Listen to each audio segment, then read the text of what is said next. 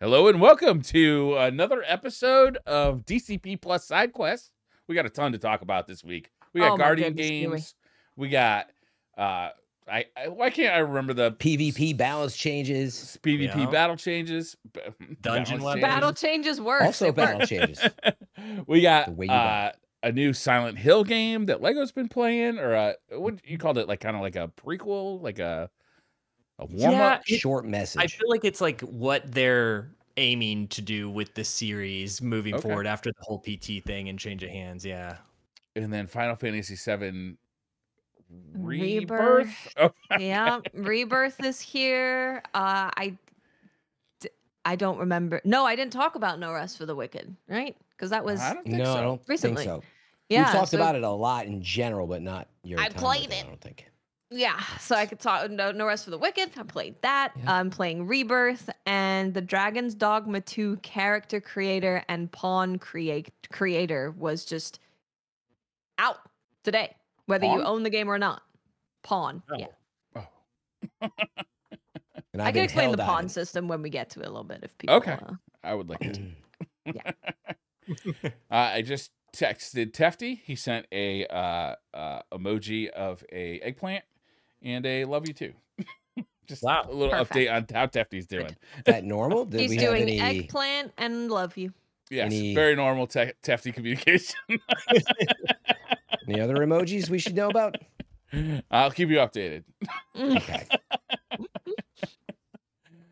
Well, what do you want to start with? You want to start with Destiny, or you want to start with, Final Fantasy? I think starting with Destiny is good. You want to start with Guardian games or the ramping up, or the update? I think we should start with Guardian games personally, because I feel like that'll be that, and then like PvP will be, I'm guessing, bigger. All right, I don't know. So you guys been playing Guardian games? Yo, we got a new Sparrow. We got a Skimmer. Very exciting. Skimmer is cool. I haven't used it. I don't have it, but it looks very cool. Let me tell you, it just having something different, first of all, in that slot is like feels so crazy. And then on top of that, like the things that they let you do with it are so fun that everybody's like, are they gonna let it, like, is it gonna stay this way? Like, because you can use it to like grind a rail, but there's like no rail, you're just like grinding in the air, and you can do it pretty much forever. Like, you just keep going, jump off your Sparrow when you can't do it anymore, spawn a new, not Sparrow, but Skimmer, spawn a new one, and then you can start doing it again all the way across like a huge gap in a raid that you're trying to jump or whatever. Like, it's crazy. One of the movie of the weeks actually is very cool. It's somebody doing it, and somebody with Strand grappling onto them as they like fly through the Cosmodrome. It looks really awesome. That's awesome. Yeah. A highlight of the event for me, for sure. I know that people could argue like, this should have been in Lightfall. Whatever. It's here. It's really cool, and I'm glad to have it. Glad it's free. Like, it's not like something you have to buy. There's a way to earn it in the game, which I'm sure we'll talk about. But yeah, it's a lot of fun. Can we call it like AHPS, Amanda Holliday's Pro Skimmer 2024? Rip, Amanda. Yeah. Tony Hawk's Pro Skater was so good. Just a shout out. Yep. That should be the title of this episode, actually, is something about DCP Pro Skater. Did you guys play the remake that came out a couple years ago for the PlayStation 5? It's funny, I dropped in just for like a quick one, and I wanted to play more, but I just didn't have the time. Yeah. It was nice. Right? It looked nice to see it in like what surprised me the most is you looked at it, you're like, yeah, it's a pretty old game, but it looks pretty good. And then I went back to look at the old footage, right? Because you forget your mind, like, because back then that was the top quality, playing it on like Dreamcast, in 640, 480 or whatever. Yeah. But then you go back and look at the textures. Oh, you're like, oh wow, yeah, this is a huge improvement. Yeah, it really is.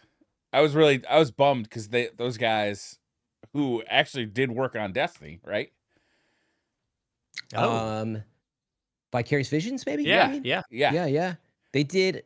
Did they do the original? I was trying to remember if like Treyarch, because there was all these companies that did the ports. No, but Vicarious Visions. Vicarious Visions. They did the PC port, and not just the port, but they like had to like remake a bunch of stuff. I think like it was really. Yeah, I mean, I was trying to remember the original developer at Activision, but anyway. That was yeah. Was it Treyarch? Or actually, no, it was Treyarch? Was it Neversoft? Neversoft. I think it was with Neversoft, the eyeball logo. Yeah. Exactly. They later went on, I think, to make that gun game after, and then that was mostly it. Is there anything new going on with Guardian Games this time around?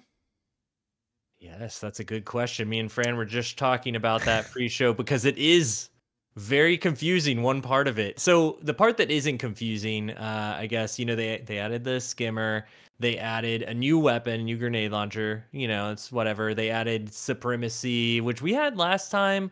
All of that is pretty much the same. They added some new platinum medals that you can get from like watching Twitch streamers, which a lot of the Destiny streamers have been very thankful for because they're like, yes, bring people to my channel. It's like Twitch Diamond viewers medallion. Normally for Destiny is like 4,000, and it was at like 40,000 with Guardian Games. That's a big jump. So it's made if a you big watch difference. Yeah. For 2 hours, like watching the Destiny Community Podcast right now live on Twitch, you can get a diamond medallion for watching 2 hours each week. Yeah. Be sure this to come episode will only be an hour and 59 minutes, though. You can go watch Watts for 1 more minute.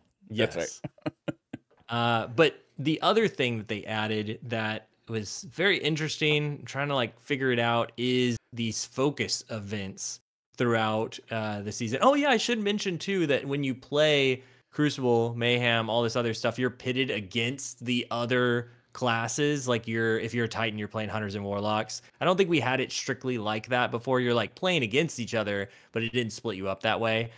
So it's been interesting to face. I was just in a game before this / during this podcast where Titans were like they were just literally like 5 Titans behind a barricade, and I was like, what is happening? So that's a different thing that I'm not used to as much. Titan but gang. This focus thing that me and Fran were talking about it's kind of confusing because you hear about it. Okay, there's this focus event, and when you go to the tower directory and you go up to the top, there's a little icon that says like, in 3 hours, there's a focus event, and it'll be highlighted. And Fran was like, so where is it highlighted? Like what does it look like? I wanted to know what visually is a highlight when they wrote that, Because what led me to it, by the way, you want to get the skimmer. You can get it just by doing introductory quest, but you get a gray one, a common one. So if you want to keep it, there's 3 ways to do it as part of the drop-in, because of skateboarding, quest name, and 3 ways to do it. One of them is like cash in 3 focused activity quests or packages. Open 3 activity. And I was like, okay.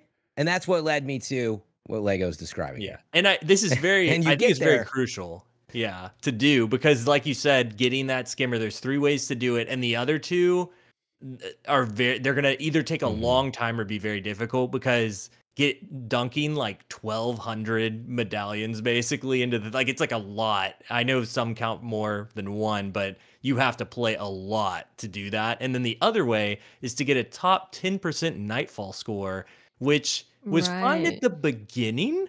Yeah. But now that so many people have played, the score, like I got like almost 300,000 on my Nightfall score, and it was like 20%. I was like, nah, okay, I'm out. Like I'm not gonna mess with that. And I heard people like sort of call it cheesing, various aspects. Like they were like, oh, you got to emote in front of the champions. I was like, I'm not doing that. Yeah, and even Bungie official tweeted that out. They're like, hey, remember to emote in front of the champions before you finish them. For points, man. Is that fun? But whatever the case, people were doing that, and I think that raised the scores at a base, and then now, it's gotten higher. It's super high now.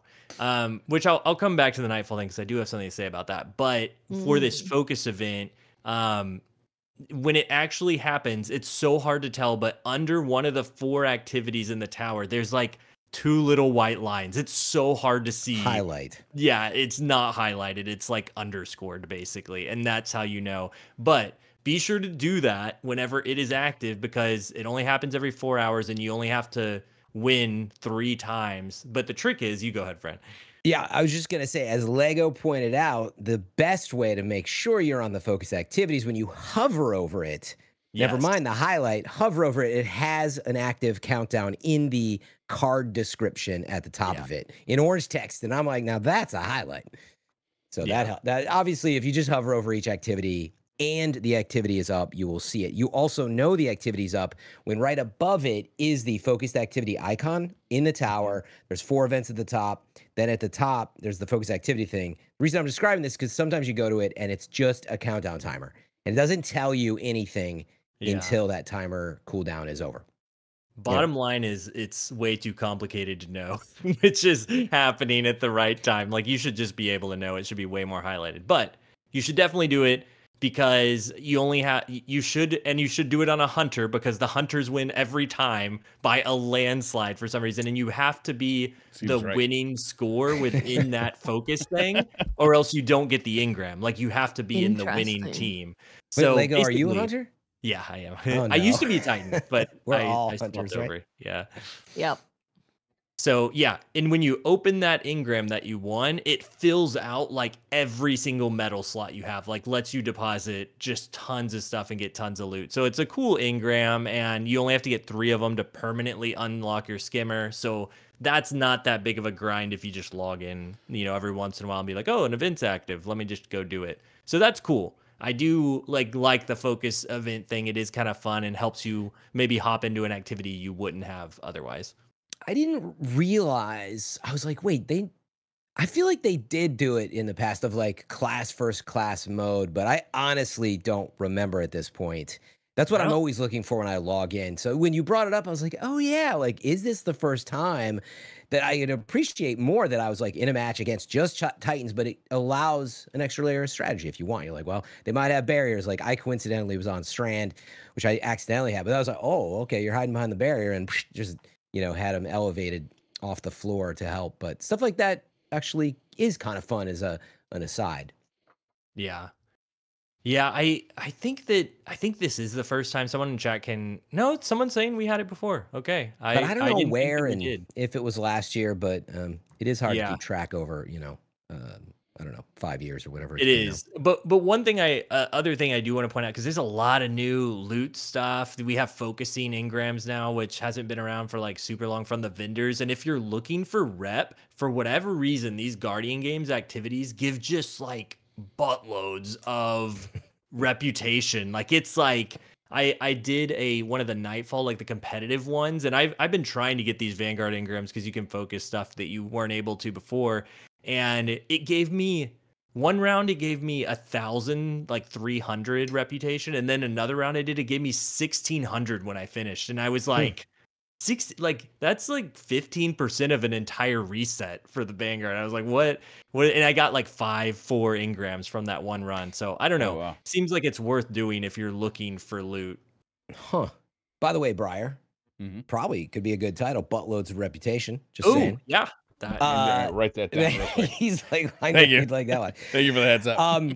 But what I'm always looking for when I hop in these, is the like, how much do they want you to grind? Are they trying to bait you into buying, the pass, which is like, I don't know if it's 1,000 silver. There is, again, a shader in there, which again, like in general, I'm mostly fine with that because there's so many shaders and stuff. I know some people it really pisses them off, but like, because there's so much in the game. But anyway, I brought that up because when I hop in, I kind of wonder, like, do you expect me to play this for like, 3 or 4 weeks and 40 hours to get something? So I actually wanted to double check that. The skimmer, I was surprised. I was like, oh, they give you a common one. You can just try it out. And if you really want it, it's actually not that hard. Yeah, to your point, probably the easiest way to hop in the Guardian game, focused activity, now that we went through that, and just get those 3 packages opened, and you'll be done, I believe. I don't know if it has more steps. Is there anything else in here where it's like, oh, but you grinded for 40 hours and you can only get this? I'm sure it's like a event pass, like Sparrow or something, but probably nothing like, I thought the skimmer was going to be there, is my point. Yeah. And I'm will glad say, it's not. Yeah. Thank you. Yeah.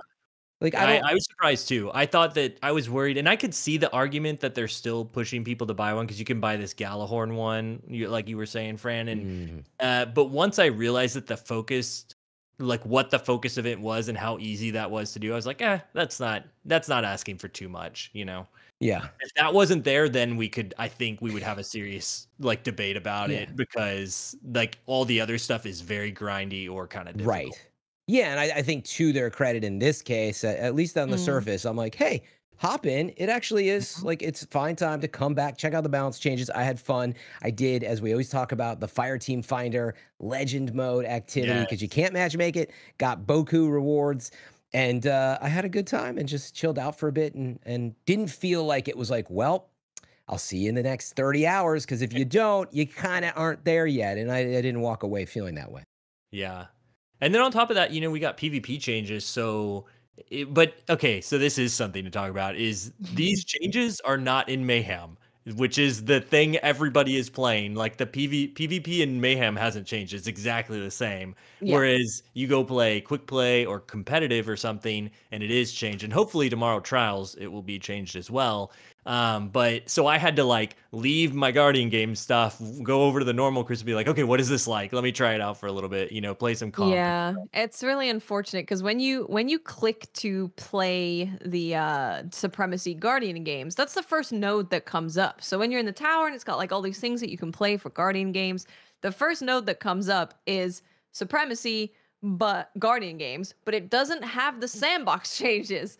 So in order to experience Supremacy with the sandbox, you have to select the non-Guardian Games version, which just means that you play with all classes and you play against all classes, whereas the Guardian Games ones is like Hunters versus all Titans. But obviously that's the one that most people are playing. Yeah. So it's not great. Yeah, it's not. But I will say that it has been fun to try something fresh in the Crucible. I think I'm more looking forward to Trials tomorrow though, and this weekend where we can like have a big population in there to like really tell what is the new sandbox actually feel like. I feel like I have like not a good version of it because like you said, Watts, everybody's just in the Mayhem playlist. What do you think it'll be like Sunday before everybody figures out like what the new meta is, and then the meta is DMT. Okay, DMT? The meta is DMT. Already figured it out. Now how has that changed? There were so many DMTs. I think it's just the headshot. Like headshots are so much more valuable. So I think it's just that because nothing's actually been done to DMT specifically. It was always really good though, right? It was always either like it's the meta and this is really annoying, or they try and like beat it down. It's so funny because it's going to be so different on console because I haven't seen a single DMT yet because it's just not as it's harder to reliable be accurate, I think. Yeah. So it'll be interesting how that pans out, especially since in Trials the new weapon is the Prophet Scout, which is a DMT like scout rifle. Yeah. Right. And the new weapons are here. Yep. Got some really good perks on it. So it has hip fire grip and offhand strike in different columns. And it has the new Tex Mechanica like perk that also gives you hip fire accuracy. So you basically have like a long range last word from Trials if you get the right roll on it. I'm like really excited to try this out. It's the new Trials Scout Rifle that will be out this weekend, but it won't be the weapon, I don't think. So the only way you'll get it, I think, is if you go to the lighthouse and it just is one of your random drops that you get alongside the normal weapon. I think that's the only way it's going to drop. We'll see, I guess. That's smart. Keep them thirsty. Wait, though, I thought, I'll go back and check the notes. I was like, wait, I thought they changed that so you could still get the reward. I forgot now. Yeah. They changed Trials that you don't have to go to the lighthouse. Oh, yeah, you don't. There's this, you can get to the 7th round. Yes. You can get to the 7th win. But I forget what the reward difference there was. That's just for the adept weapon that week. And I don't think that... Oh, and that's what it wouldn't be that. It would be locked in the lighthouse. So there's always one locked in the lighthouse, and then there's like an adept weapon for the week. You see what I'm saying? No. Okay, sorry. I know that's confusing if you've never been in the lighthouse before because... No, the lighthouse is only adept. No. Because you get one adept and one I've been there. Regular. You get one adept and one normal and then some other stuff. And so you get like an extra weapon when you go to the lighthouse, and that's how people get new stuff sometimes before they're not supposed to, basically. But yeah, if you do the new card, I think you just get the one adept for that week. Which I'm hoping to see a lot more people in there this weekend because it's probably going to be your best chance to like, if you're not great at PvP, grabbing one of those new cards, you don't have to worry about your losses and just going as hard as you can will probably be like this weekend one of the best chances you have to get an adept weapon from Trials because the player base should be pretty full with Guardian games starting, whole new sandbox, this new card that lets everybody get an adept weapon. So hopefully we'll see a lot of people. Do you want to talk about the new weapon update? Just the note, I pulled it up. Getting to 7 wins on Passage of Persistence now grants you a drop of the weekly adept weapon, regardless of how many losses you've taken. Does that mean it would be this weapon potentially? It has to be the adept weapon for that weekend. But that's what it says. Getting to 7 wins grants you a drop. Yeah. Friend, I'm we know that. I'm not. Yeah. But we're saying that we're not the new weapon. If the new weapon is not the adept weapon that week, right. they're not going to get that weapon, the new weapon. You're just going to get whatever it is that week. Right. I thought you were saying we knew it was going to be this weekend. Sorry. I played just under 2 hours of Destiny. Mm-hmm. I was like, I'm playing Destiny, and then afterwards I was like, I'm no longer playing Destiny. It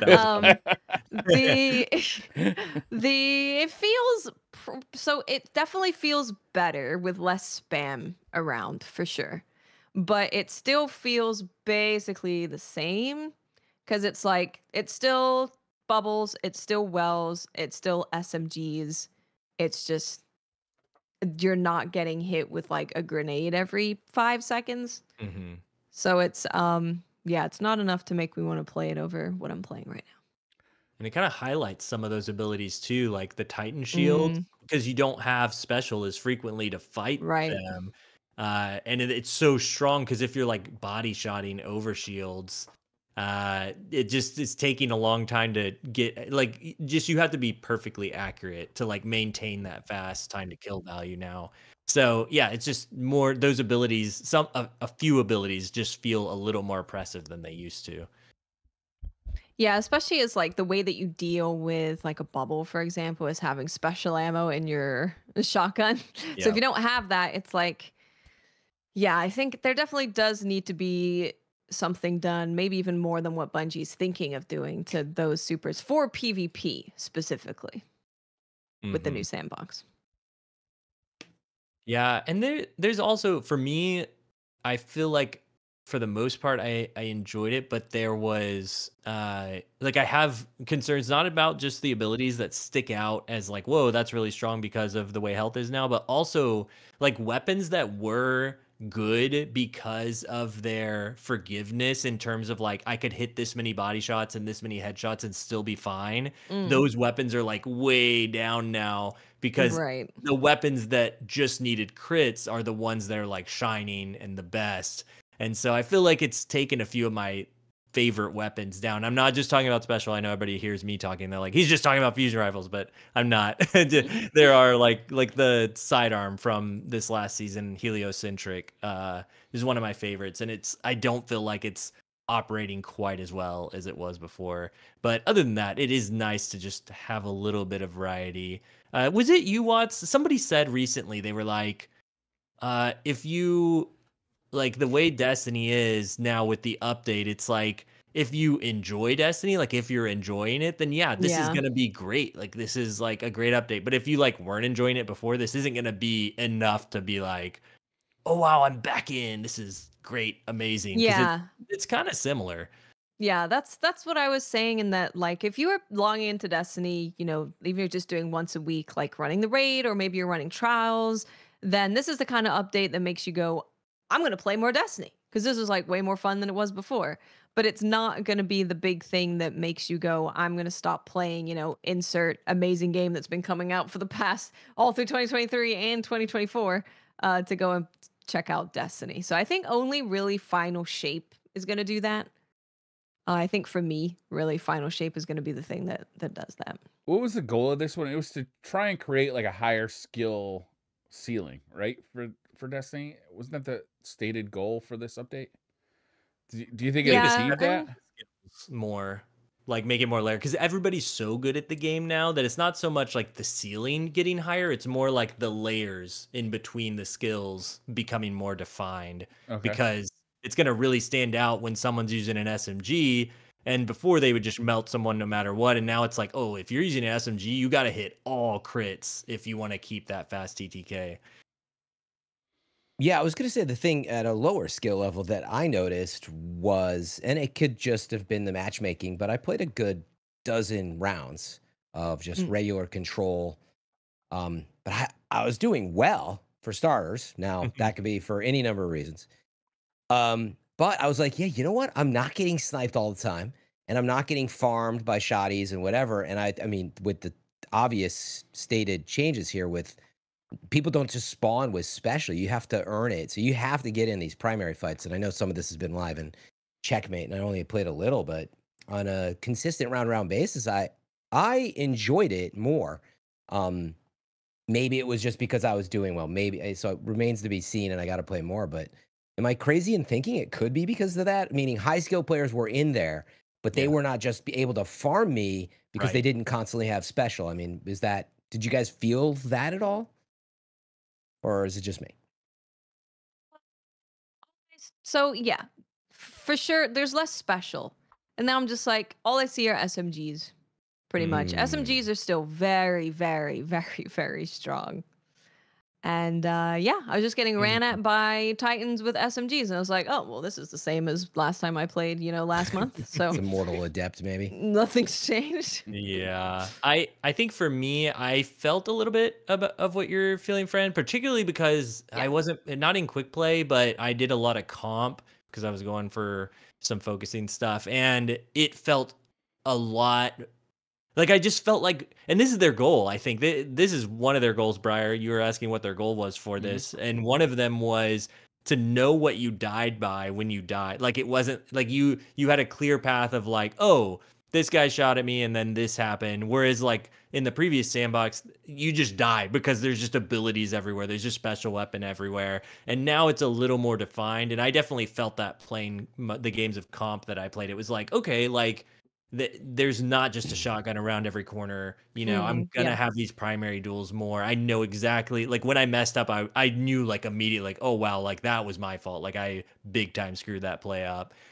So yeah, I definitely noticed some of that, Fran, for sure. Yeah, it just honestly, again, maybe it was just because I was doing well and having a good fun night with the game. And that sort of vibe can carry through to skew your opinion, so I need to play more. So disclosure, but definitely I was like, enjoy honestly, games I'm good at more than ones I'm. You really, well, I don't get tilted real easy. Like it's funny because, conversation for another time. Some people when they're caught in those really tough lobbies, like I'm like, yeah, I don't like losing, but as long as I'm not getting stomped, like farmed from a certain shoddy hunter or something, I don't mind. I don't mind losing. But in fact, I may have even won and lost rounds. I care a lot less about that because it wasn't in trials. It wasn't in competitive. The point is, it honestly really clicked with me. I feel like in some ways I felt more at home in a way with PvP that I haven't in a while because it felt more intuitive. I think I've brought it up in the past. I'm like, I can't tell you how stupid it sounds, but how many times I've spawned and been no ammo because of like the way that the special ammo has changed since Destiny 1. And my brain is still tethered all the way back to 2014. That it's so hard for me sometimes. I'm like, wait, why am I aiming down sights with it? But in this mode, or this new change up, everything feels more intuitive. I constantly look at my special meter, and then I'm trying to build that. It felt really good. Right. I really like it. I've heard really good things from people. Like people have been having. I've seen a lot of positive stuff. So that's good. I think you feeling positively about it is. Yeah, pretty consistent. Well, with the final shape and new maps coming too, are we thinking that like the Crucible is in a better spot so that when we get the new maps, like we're like kind of off to the races with that stuff? That's what they're doing, right? Yeah. Hopefully, but like, are they successful? I would lean towards yes. I think there's like outliers, like we were kind of talking about earlier. There's certain things that are like, oh wow, that seems strong. And like, Watts was talking a lot about SMGs, and in chat we were talking about, is it SMGs or is it Peacekeeper Titans? And I do kind of feel like it is always a Titan that is still clutching the SMG. Yeah. And so yeah, we'll see what they choose to do with the stats that they see now and player reaction to everything. But I do feel like it's a good direction. And I'm surprised by like how many people were so concerned with this being vanilla D2, and this is not like nowhere Oh close. Like no, I was it really doesn't. surprised about that too, because yeah, Yeah. it's like it's not that It at all. Especially as you spawn, the changes to checkmate is you spawn with Yep. enough special ammo for 2 kills if you yeah, obviously hit it it's properly.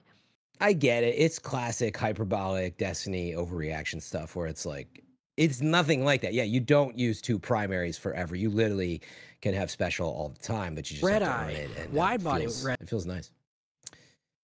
Yeah. I actually had a related question. I got I think the Lightfall map or something, and I felt like I was insane.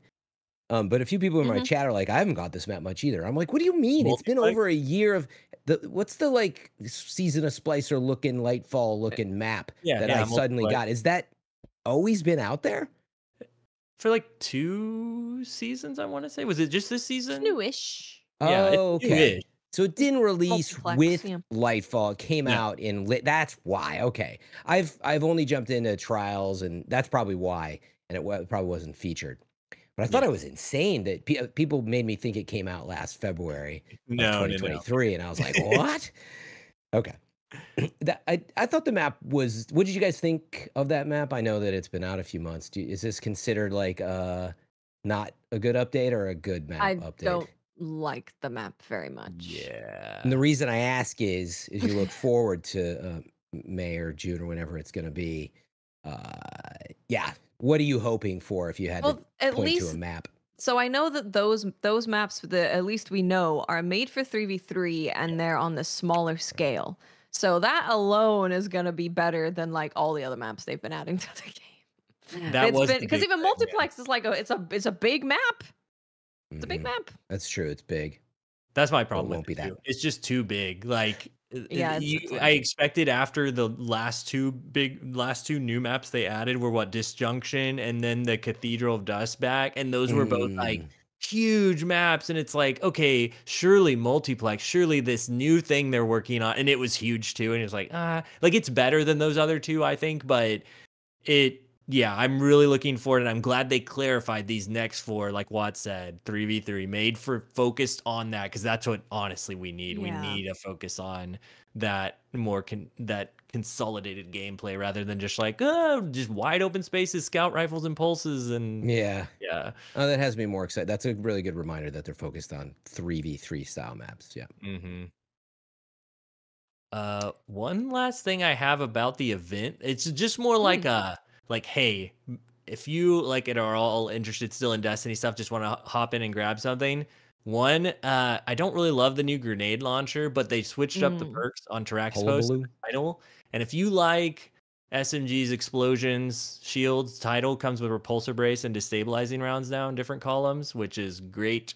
I really like that combo. Another weapon, and Taraxpos is my favorite weapon with Cascade Point. I did a video on it this week, but they added Eye of the Storm and Cascade Point in different columns, which Eye of the Storm is like great when you're weak, and you switch to use Cascade Point usually when you're weak, so it's like perfect combination. So if you want to get my favorite scout rifle in the game, highly encourage you to grab a Taraxpos. Nice. Very yeah, the other nice. note I went back and checked for my question of like, well, what is it that you maybe grind for or earn? Or I don't even know if you have to grind for it, but you have to pay for it. So if you get the upgraded pass, at least personally for me, the only thing in there that I'm like, okay, that's pretty nice looking is actually the ballerina emote. Oh, what did you think from the pass? Because everything else is like it's another Olympic looking sparrow. It's a baseball cap I on didn't a love the ghost. shader either. That's normally how they get me. They normally get me with a really like awesome looking shader in there. It looks like an old trial shader or something. Yeah, but I'm with you. Same exact thought. But that's only if you upgrade it. Those are the only things I really saw in there. I mean, you can get a Guardian Games projection to show off too that you spend event tickets on this stuff. But honestly, other than that, I felt good about it as a point. Like you get the skimmer pretty easily. Per what we were talking about. I had the same thought process, Fran. I was like, and they've done this for the past few events. There's not much in the paid thing that I'm like, oh, I really want that, other than one shader that sometimes gets me like Watts. But outside of that, like everything's pretty earnable, and like you just do the stuff in game, which is kind of a surprise. I thought they'd put more like crazy stuff in the thing that you buy, but there's really not. I will say, I meant to say this. The one thing you can buy and was here last year is the chair finisher, which launches enemies across the map, which is hilarious. Yeah, that's a and good it's one. only available during this event. So I've been waiting for it all year, and I bought it immediately. It's an Eververse finisher. Okay. Yes. Yes. Now you've hit on a subject that I absolutely despise, which is finishers are gameplay variety, and they're so satisfying. And it is ridiculous to me that, you know, we're still at a point where that stuff gets trapped behind the store, trapped behind, you know, long grinds in, you know, battle passes, etc. And like, there should be ways to earn that stuff in the game.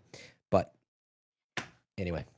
Spearburger in chat is telling me with the bodies that fly from the chair finisher, you can grapple to them and fly alongside of them. Can you do a rail slide? Damn it, Eververse, you got me again. I know. That is interesting though, Fran. I had never thought about your perspective before on the finishers being a gameplay. But like in my mind, I was just convinced it was cosmetic. But you're right. It kind of is like a gameplay aspect, and it does take away from it the cool stuff being in Eververse. Yeah. I mean, to me, how's it any different than like a grenade type of explosion and the visual feedback you get of like, oh, that was dope, you know? And when they first launched them, I got excited about that, and then I was like, I can't tell you how many times it's been like, shot him in the head, did the other 3 things, put it on random, and I've seen those things for like 4 years now or whatever it's been. Yeah. Because you have to get, I think, very far in the seasonal passes. Maybe is there one every season? But otherwise, there's just a ton of stuff in the store. And it's just an example of where we said, oh, we don't want to like keep stuff from players. The store is going to be extra. That's what everybody always tries to get you to think. And then inevitably, you're like, nope. The cool stuff every time. What's the coolest thing? It's in the store. What's the coolest shader? It's in the store. What's the coolest cosmetic? It's in the store. And I know I've gone it is. off on this like. Diablo had me feeling the same way. I'm like, oh, it's actually pretty good. There's good stuff when it launched. And then I was like, I brought this up on the show. I'm like, oh, what's this new season stuff? Oh, yep, Game of Thrones costumes basically in the store and the in-game seasonal stuffs. And that's the other comparison is there is stuff in the seasonal pass, but it's almost never as cool as like probably kicking someone out of a chair. And I'll stop complaining about it now. But no, it's interesting. Well, Fran, I'm glad you brought it up. You hit a nerve. The only other new thing that came out was Prophecy Dungeon update, which we already talked about, like those weapons getting updated. But I will say, perk pool for pretty much all of them, banger weapons. Like if you go to D2 Foundry, they do like a list of what are the popular weapons that everyone's searching for, and they're not the Guardian Games weapons. It's all the dungeon weapons. Everybody's like all over it because the perk pools are crazy. The shotgun, Sudden Death, is like an amazing aggressive frame with opening shot and elemental capacity, like all the stuff you'd want. The SMG, I got a roll today that was 100 range precision frame SMG, like just good crazy stuff. So it's pretty interesting. It's worth getting stuff. Everybody's loving the auto too, with Volt Shot and Dragonfly. Can get both of those together. So what? Really? Pretty cool stuff in there. Yeah. So I'm gonna be in there That's quite a wild. bit. I'm already tired of seeing the cube, the shapes, but Yeah. I gotta get the loot. They got me. Yeah, you get a lot of gear in Guardian Games, which it's always been really good for. Yeah. That's all I got. Well, I could do a nice little segue to because you mentioned Diablo. And some shade was thrown at Diablo from the CEO of Moon Studios. Oh, yeah? Who is the studio that's making No Rest for the Wicked. These are the guys that made Ori? These are the guys that made Ori. Okay. Yep. Basically, he just tweeted out that our game will have no MTX, it will have no Battle Pass, and there will definitely not be no $65 mount or something like that. Oh, really? Wow. Yeah, I mean, it's always like that's not true, but it is true. They lock an exclusive amount behind sometimes like a $60 price that you also get a bunch of coin, right, to buy other stuff. And so I'm not defending it, but yeah, funny to hear from them. Well, No Rest for the Wicked looks amazing. So I mean, I love that team. So I can tell you about No Rest for the Wicked. I did. I've played 17 hours of it. Although the 17 hours is playing through about a 1.5 hour segment of gameplay. So you're just on repeat. But that must be good if you played it. What? That's the thing, yeah. 10, I played a teeny times. weeny amount of the intro for 17 hours. So No Rest for the Wicked is by Moon Studios, Ori creators, and it still has all of the like handcrafted stuff that you would expect. It's beautiful. It's a beautiful art style. But this time it is a ARPG. So they're going for like a Diablo thing, which is why they threw shade at Diablo. However, the combat is very Souls-like. They said that their inspirations are Souls games and Monster Hunter. So it's that deliberate, you're not just swinging stuff everywhere. It's a deliberate kind of brutal precision combat. And you don't pick a class like you do in other ARPGs, which is a common thing. This has the same kind of leveling up and scaling that you would have in a Souls game with dexterity, strength, health, stamina, like that kind of stuff. And that dictates what weapons you use. So I was like, where is the ARPG at all? Because at the moment I'm just seeing like Souls-like combat. It's not randomly generated levels. It's all crafted level design. You've got leveling like they have in Souls games. So I was like, where is it? But it's the loot. It's really in the loot. The loot is all random throughout the map. And then the stuff that comes on the loot is random, which is very what you would expect from an ARPG. You're picking up stuff. It's like, oh, this gives me, 20% increased damage when I parry. Okay, maybe I should go for like a parry kind of build thing. And you're crafting builds as you gather this loot, which is really cool. Yeah, that's very Diablo for sure. Yeah, it's the ARPG definitely comes in the loot. They are also going to have an end game post campaign. So I assume that we might also see some ARPG stuff, because I know there is going to be a dungeon that you can gain access to, and then there's other end game stuff. But they haven't really talked about that yet, because it's coming into early access April 18th. So we still got a little bit. It's right around the corner, though. It is right around the corner, though. Yeah. It's coming up soon. It's got like a month and change. Early access is April 18th. Have they said when the release is going to be? No, they've actually, so they have a roadmap, but they don't have any dates on anything. And I was like, you know what? Okay. That's actually pretty smart, because the reason they're doing early access is to get feedback and then implement feedback if they're like, you know what, that is a good idea, or we should change that.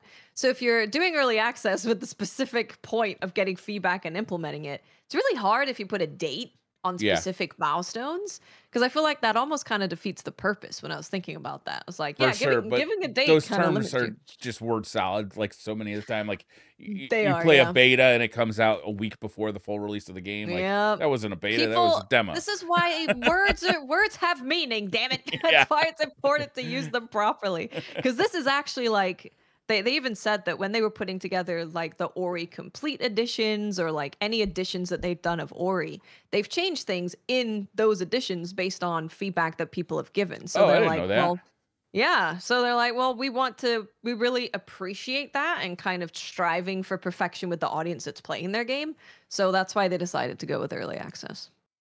I love that. I mean, I mentioned that a lot, where there's just, I feel like there's just such good opportunities to get games out there, get the feedback, and support the game as well. Yeah. With those really passionate fans, and then not have that launch, right, where you do have these issues or lacking content or whatever it is. And I just would love to see more people do it. I mean, especially with live service games and stuff like that, which is different here because this isn't. But yeah, it's really cool. I was just looking at it. Do we know if they have confirmed the exact price for the early access yet? We don't have a price, but they have confirmed that if you pay for early access, when the final 1.0 version comes out, that version is going to be more expensive. But if you paid for the early access, like, you don't have to pay extra money. So being a part of early access, discount if you go into early access. But it probably won't be content complete on early access, right? Like It's not. It's got so there's definitely a lot more than what I played, because what I played is literally just like, here's the opening cutscene, here's the beginning of the character, and like going up to the first boss. So there's a lot more than that. They've mentioned bosses. They've also mentioned like crafting, which I didn't have access to. There's crafting weapons and armor, and gemming it and slotting stuff into it, and really customizing all of that stuff. There's also player housing. you are going to be able to purchase a house in the town. It's not a MMORPG. Yeah. You're just buying a house. And then everything that you put in there, you are crafting to put all of the stuff in there. And they've said that they actually want all of the things in your house to be usable. Or at least the vast majority of them. Building a house. Like I like customizing a house. I also like it. I don't know what it is, but I'm like, I saw this. So right when you finish this demo that I played of the intro, it gives you a little view of the town, and you can kind of see all the houses that they were showing that you could purchase in their showcase. And I was like, man, especially with their art style. Their art style is so like, I want to own a house in that in their world. And the fact that they want to make mostly everything in your house usable, and you craft all of it, and you go and cut down the trees to be able to craft the things that you're putting in your house. It's cool. There's one of the things I had hoped for, like early on in Destiny 1. It's like, oh, it'd be nice if we had like a house and we could like have our like trophies and stuff kind of sitting in there. What was Dark Cloud for the PS2 that you could like build a village with all the stuff you found? Remember that game? Oh man. I never played that one. Skies Arcadia, you could build a village too, I think. Really? I don't remember. Maybe I'm mixing up two games here. It's possible.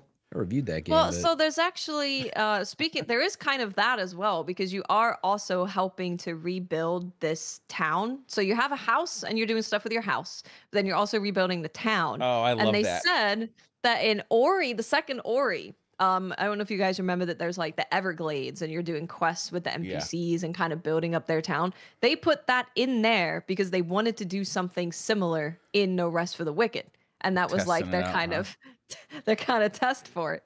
I like that kind of thing because it like helps you connect with the game. Like it gives you like a emotional connection to like the NPCs in the game. Like, oh, I'm helping these people out by like going and doing these extra side quests that normally I wouldn't really do because, you know, for whatever reason. But now, you know, I gotta get a new house for my mate over here. I like that kind of thing. That's fun. Yeah, I really like it. That's the thing, though. Yeah, and it's so good. Cool that you can do that, and I guess it's up to 4 players co-op. Up to 4-player co-op. Yeah. So you can do obviously solo. You can do solo or up to 4, whatever you want to do. Do you know what The Breach is on the roadmap? That's update 2. No, I think it's a new area. Okay. I think it's adding like a new area to it. Okay. There is also going to be a time system and a weather system and everything. Okay. And different things happen at different times and different weather, and I just want to see them animate different weather and different times of day, because Jesus, their art style is insane. Yeah, they got top-notch artists over there. Yeah, Ori, the experience visually in Orly was incredible. So Will of the Wisps, I still say, is one of the best. If you get a new 4K 120 hertz TV, that should be one of the first games you boot up on it. It's just so stunning. Yeah, and they retain all of that in here, but now they're dealing with like human characters, and there's more voice work and stuff like that. Yeah. Which all the voice work so far was also really great. So great. I'm not seeing any bad stuff from Moon Studios. I kept saying, like, I trust them. They've not shown me a reason to. They've shown me only a reason to fully trust in them. So I can't wait. You saying like all the gameplay like matches, because like when you look up the game, it like looks like, people say like, oh, it looks like a painting whenever something looks, that art style is so good, but it really does. And to hear you say that in the game it actually feels that way and looks that beautiful is cool. It does. It's really pretty. Very good. Keep an eye on it. Is the early access coming to consoles as well, or is it PC only? No. So the early access is on Steam, and then they're releasing on consoles. I don't know. During the showcase, I wasn't really able to place when it's going to consoles. I would guess it would be with 1.0, just because it's harder to like update consoles with all the cert stuff. Sure. So yeah, I would assume it would be 1.0. Okay. Which we don't know when that is. All right. Did you try it on Steam Deck by any chance? So they mentioned Steam Deck in the like bunch of stuff that I got before I played, and they said that it's not optimized for Steam Deck yet. But they said yet, so okay. I assume that's something that they'd want on there, because this game would be crazy on there. I'm starting to crave like a more powerful Steam Deck. Straight up addicted, dude. Well, it's not going to be the Switch 2, so burst your bubble there. No, you don't think so? No. I need Destiny to be able to be played on the Steam Deck. That's what I need. Yeah, that would Why be nice. isn't that a thing? You got to get what, the Lenovo or the... Yeah. You can do it on the Steam Deck. It's just you gotta can do some extra steps. It's just a thing. It's a whole thing. You got to install Windows. Maybe it'll be Xbox, you know, maybe their Xbox X handheld or whatever, if and when that exists. It seems like that's the perfect market for them right now, and it seems like they're gunning for it. Showcase. Sorry, you just reminded me. That's right. Yeah, there's all that. Was that announced during that, or is that no? That's Fran's dream. It's I was like, I don't know about that's Fran's dream world. Just this. I mean, you can see it. It's in the air. It's all there. Well, because PlayStation's trying to do it, you know, but theirs is like trying to basically do the same thing it has now, but you can do it on a laptop where it just like streams from your console. But I don't want that. I want that's like different. I want a handheld console that is like, I mean, that I can play good stuff on. To say it more clearly, right? Steam Deck is pretty popular. Yeah. PlayStation Portable has actually proven reasonably popular, and it's not even a handheld you can really rely on to take out of the house. And Nintendo Switch is one of the greatest selling consoles / handhelds of all time. Yeah. And Xbox has sold half of what PlayStation has sold, right? In terms of consoles, they can't outpace them. So what are you going to do? Well, they're fighting for the cloud, and I would see that as part of their strategy. I don't see like why it wouldn't be. I mean, if you could play all your digital library Xbox games on there, do you think they would do your Xbox plus games cloud. or your plus cloud? Yeah. Yeah, no, I think it would be all. Yeah. A Game Pass, handheld, plus, I mean, you can download stuff too. I mean, I'm making all this up, but like, doesn't it just sound like, but even your like you say your Xbox 360, Xbox One, like back catalog, I don't know. I mean, it's all just software, right? It's like I would expect it to only be whatever Xbox, you know, Series S and X do, I would expect it to do. Right, but with so you tell me. What's that? More like the Series S than the X, probably. Yeah. But I mean, whatever that does, you tell me. Does it? You can play like I can't. Your back catalog. Quite a bit. I mean, if you could get access to your digital library, so many people just play digital games now. Yeah, of course. Especially on there. Yeah, I'm making this up. I mean, so are you, friend? Are you hoping for something that's like, you know, like a mobile device that you hold, but more operates more like Stadia did, like where it's like from a. Nobody wants that. I was just. I know. That's what I'm wondering. I think I brought it up because I've always wanted a Steam Deck because obviously, but when you look at hardware, software, the convergence of everything, Xbox is super well positioned to actually give it a shot. I'd say, right? Like who wouldn't be interested in like, actually, it is like an Xbox Series S, but it's handheld. With all of that support and backing, I mean, they just bought Activision, like etc. I mean, that's a pretty good package. And when I look to stuff hitting Switch, which is where I take it on the plane, because I don't have a Steam Deck, and even then, it's like Briar's like, how compatible is it? Xbox is in a really good spot, right? And so is PlayStation. But who's gonna do it first? Yeah, that would be cool to see. I'm with you. I would like to see that. Yeah, I mean, the good news is Switch 2 will. I mean, it's coming out next year, and that will be a really nice price point for hopefully all of the above. But you still have to ask, you're like, but is it gonna have GTA 6? And that's where I always have the questions, right? That's their big thing is they just don't have the games that the other, and it's usually due to like hardware, right? Like a lot of the new stuff that you want to play isn't available for Switch. Yeah, there's a lot of reasons for that. Either the hardware's not compatible or it's not powerful enough. But I mean, they put some pretty graphically intense games on that Switch. I mean, they put Mortal Kombat 1 on there. I mean, for better or for worse. Yeah, I'm gonna make a rumor up. I heard in March 2026, Xbox got this new handheld coming out. It's gonna cloud support GTA 6. Just wait for it, guys. It's gonna launch with GTA 6. Oh, there you go. Right. You gotta get the GTA 6 edition. Asterisk made up, but could come true. And then you'll be like, ooh, he did hear about it. Anyway. You know, the more you talk about it, though, it's almost like they're in the perfect position to do something like that because they have the Game Pass, they have cloud streaming, if they tapped into your Xbox catalog, it'd be perfect because you already have a bunch of games that you play on it day one. Like they're almost, to me, in a better position than PlayStation, because it seems like it'd be harder for PlayStation to do something like this that could play your PC games and your PlayStation games. Yeah. Whereas yeah, Xbox, I mean, it's the same exactly. They're getting support from all these folks anyway for the PC side of things. So they already have that infrastructure built in. And then you have stuff like you can do maybe whatever you pack in, like I don't know if it's this season's Overwatch Battle Pass because it's a free game, and now you also get the Battle Pass for free because you bought it. And they have some real like big incentives to do it. So on the other hand, Nintendo's just going to beat their ass just like they do with Sony every time they release a handheld. But Switch 2 will be cheaper, and they're always really good at that. I mean, they hit that price point so well. Yeah, that's true. Can we talk about Final Fantasy VII Remix? Yeah, remix. I like it. Re-release. Yes. What chapter are you on, bro? I have only played like 2 hours of this game, sadly. Okay. I am very early. My initial impressions are, holy crap, this game looks so much better than the last one. And it does look good.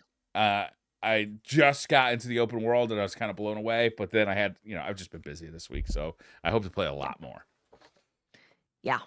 I have I think like 30-ish hours or something. That's a lot of hours. It's nowhere near, Briar. Yeah, that's she's not got even another a quarter 100 to go. of the way. Yeah, but you said you put 17 hours into No Rest for the Wicked. I did. That's a big game in week. Yeah, I'm just gonna be sitting in this chair until I go to the concert on like March 22nd. 27th, not 22nd. That would be terrible. Yes, that's all we're doing. We're just doing that. I have some thoughts about Final let's Fantasy. hear 'em. Largely, very, very, very, very good. Largely incredible, amazing, good stuff. So let's talk about the things that I love. I love the story. I think the story is great. Like anytime I'm around those characters, I'm thoroughly enjoying them being there and talking. I love the side quests. The side quests have always been really good. Way better. Way better than these side quests are good. Like they actually they add a lot to the world and the story. They add to the characters you're with. They grow relationships because now you have like a kind of, if you think about dating games and when you do something and they're like, oh, the relationship with Tifa was deepened or whatever. You have that throughout the whole game. I'd like to deepen my relationship with Tifa quite a bit. Well, you can do it, bro. And so you have all of that throughout the whole game, and side quests are a big part of that. And the mini games, there's every game in this game. I have played approximately 5 different games in this game. Nice. So I love all of that. The open world, I'm not as crazy about. Okay, why is that? And this is like just the open world stuff where it's like you go here to the tower to unlock the rest of this map where things are, or you go here and you like look at the life spring, or there's like a combat thing over here. Those things I'm not as excited about. Is it like tedious or something? Yeah, it's very like it's like old school open world games. It's kind of what you would expect from an old school open world game. So there's I think it's the restriction in movement in the open world, because they don't just let you jump around and like fly around and jump down and climb stuff wherever you want. It has to be in like specific places to do that. So I think that ends up just frustrating me, where I'm like, there's a tiny ledge, just jump down it. We just need to go over there. Come on, hurry up. So I think that's really it. But the good thing is what they have done with the open world that is very, very good is, and I would recommend you do this, if you ever get to a new area, go to the main town first and progress the story to the point where you get the side quests. Because the side quests are actually littered around the open world. And you can go and travel to those side quests and then do some of the open world stuff on the way. And that's going to be a lot less kind of a slog than just trying to do all the open world stuff all at once. It's the side quests do actually quite naturally take you through the open world, which is great. What is your favorite mini game you've played?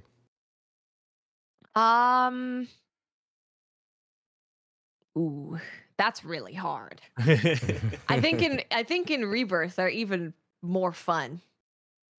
Yeah, that's really hard. I did just get access to a character, which I won't say. But that one's one of my favorites. Okay. Definitely. That one's one of my favorites. Yeah, no, I won't say things that way. That's like I was gonna mention. You know who it is. But my God, Queen's Blood? Queen's Blood is amazing. Can I just play Queen's Blood? Yeah, people have been asking for this to be just broken out into its own game. Yeah, no, it's really good. So I was a huge Triple Triad fan in Final Fantasy VIII. This is the card game, by the way. So I was a huge Triple Triad fan. And then in Rebirth, they have Queen's Blood, which is like if you took Triple Triad and made it a lot more complicated with a lot more like other mechanics on it, it's really good. It's really fun. It's really, really fun. I just did my favorite part of the game so far that included a lot of Queen's Blood. So I'm having a good time with that. Yeah, this game seems like it's really blowing up. Like people are really loving it. It's getting really positive reviews. It looks like it doesn't have the technical issues that I think the first one had, Final Fantasy VII Remake. Also, it seems to be developed for the PlayStation 5 class hardware. It is. Yeah. Which it just like generally like looks a lot better. I'm very early into this and I'm kind of torn on it. Like I don't know if I want to just like head down and like bust through it so I can get to the ending before it gets spoiled for me, because like the story of Remake was just so kind of like mind-bogglingly fun, right? It was just like so fun to just like, what is even happening here?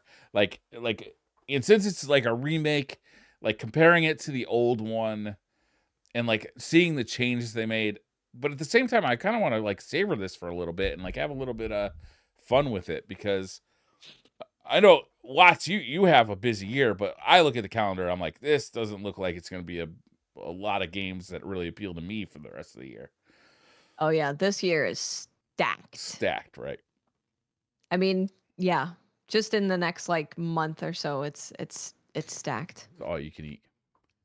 All years are going to be stacked, it seems, going forward. Maybe. I know. I feel Not like if they keep off laying off the entire workforce of video games.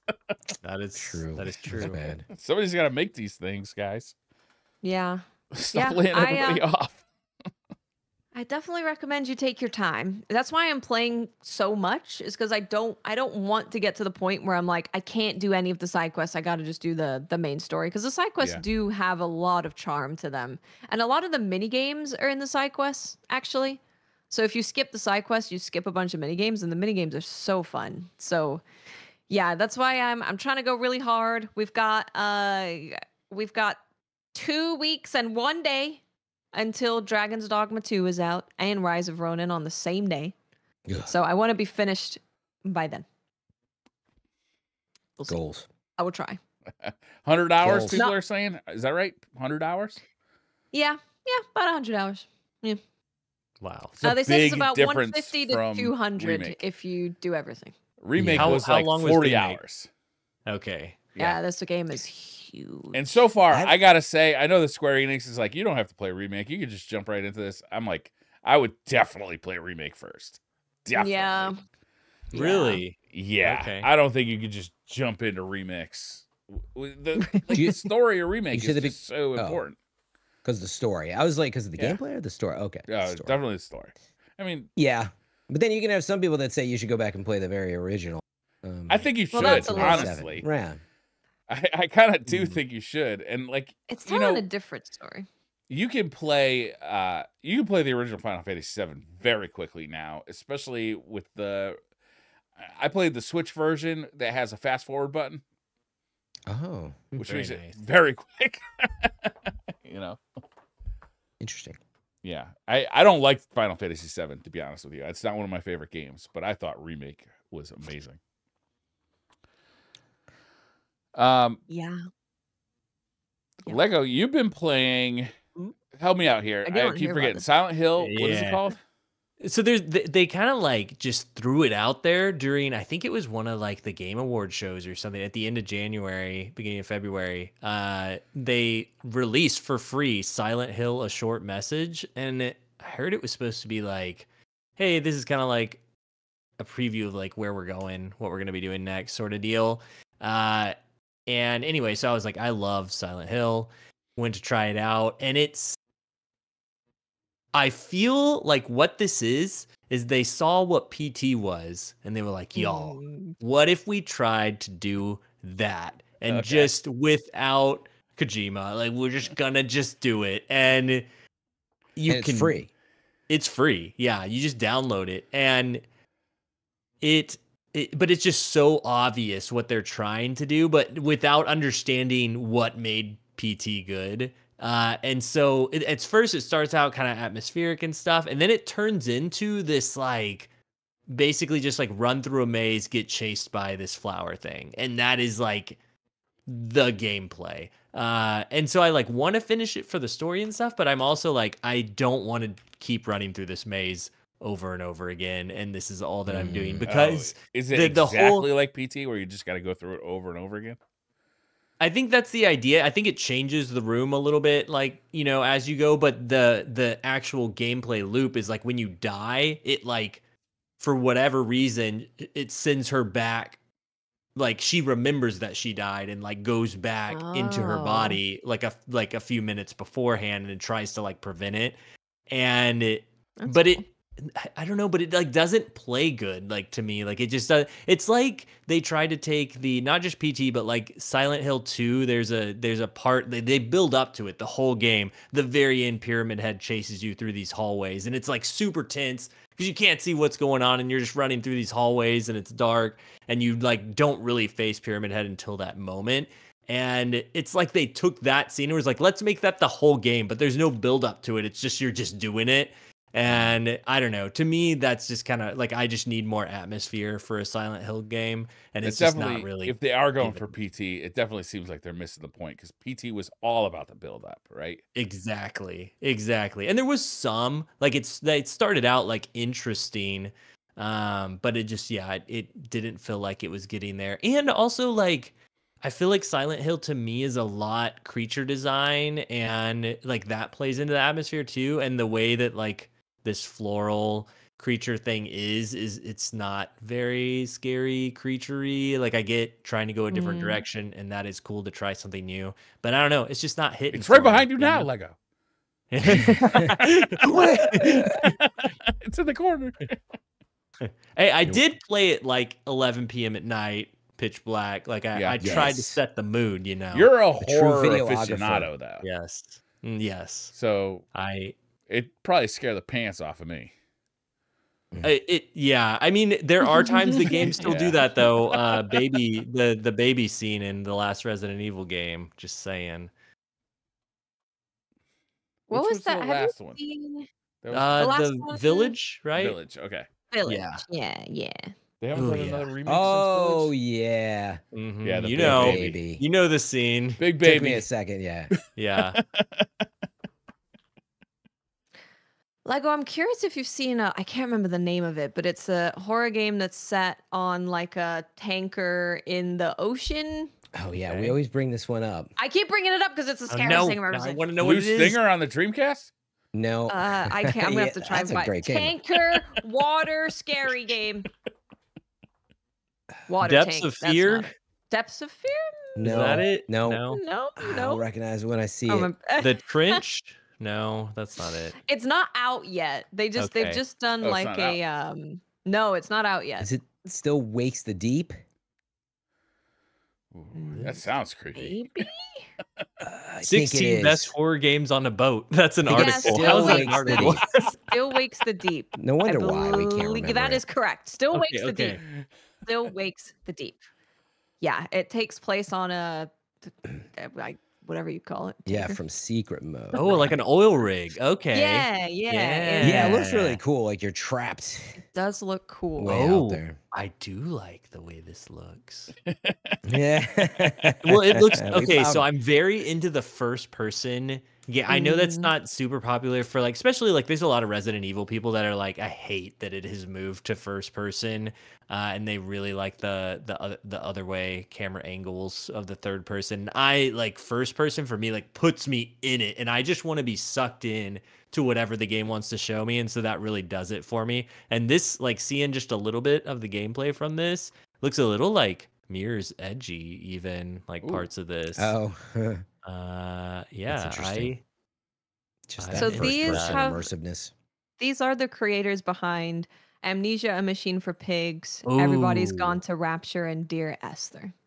I loved Everybody's Gone to Rapture and Dear Esther. Those are amazing games. And yes, of course, the other ones you mentioned, I'm blanking now. But that makes me super excited for this. I'm so glad you told me about If this. it's got good sound design to go with it, it could be just fun to Yeah, vibe out to for a bit. their announcement trailer was just like they showed the thing in the ocean, and you were like walking. I was like, this looks scary, and then that was kind of it. And then they showed a little bit of gameplay, and I was like, oh boy, yeah, that looks scary.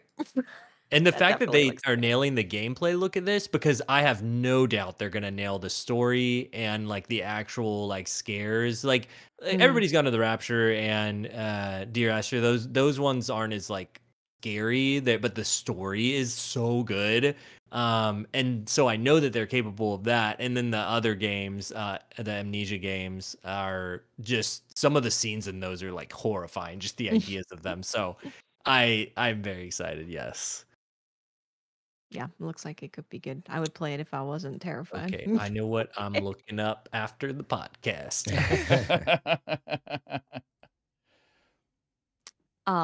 We had a thing launch like right now today. So I'll take you back. Take on a ride with me. I'll take you back. Today was the Capcom Highlights showcase. They call it Capcom Highlights. I think it's just because it's like a 20-minute showcase. It's not like a long one. So like highlights. They're doing 2 days of it. Day 2 is Street Fighter, Brian. That's tomorrow. I didn't know this. Yeah. Cancel tomorrow's everything. Street Fighter. Today was Kunitsugami Path of the Goddess, which is Capcom's new IP that people are just like, this reminds me of PS2 era games in the best way. Is that like Onimusha with the creepy hands? Yeah, Okay. yeah, that's the one. Yeah, so we this actually looks got cool. to see what it is. It's a mixture of real-time strategy and action combat.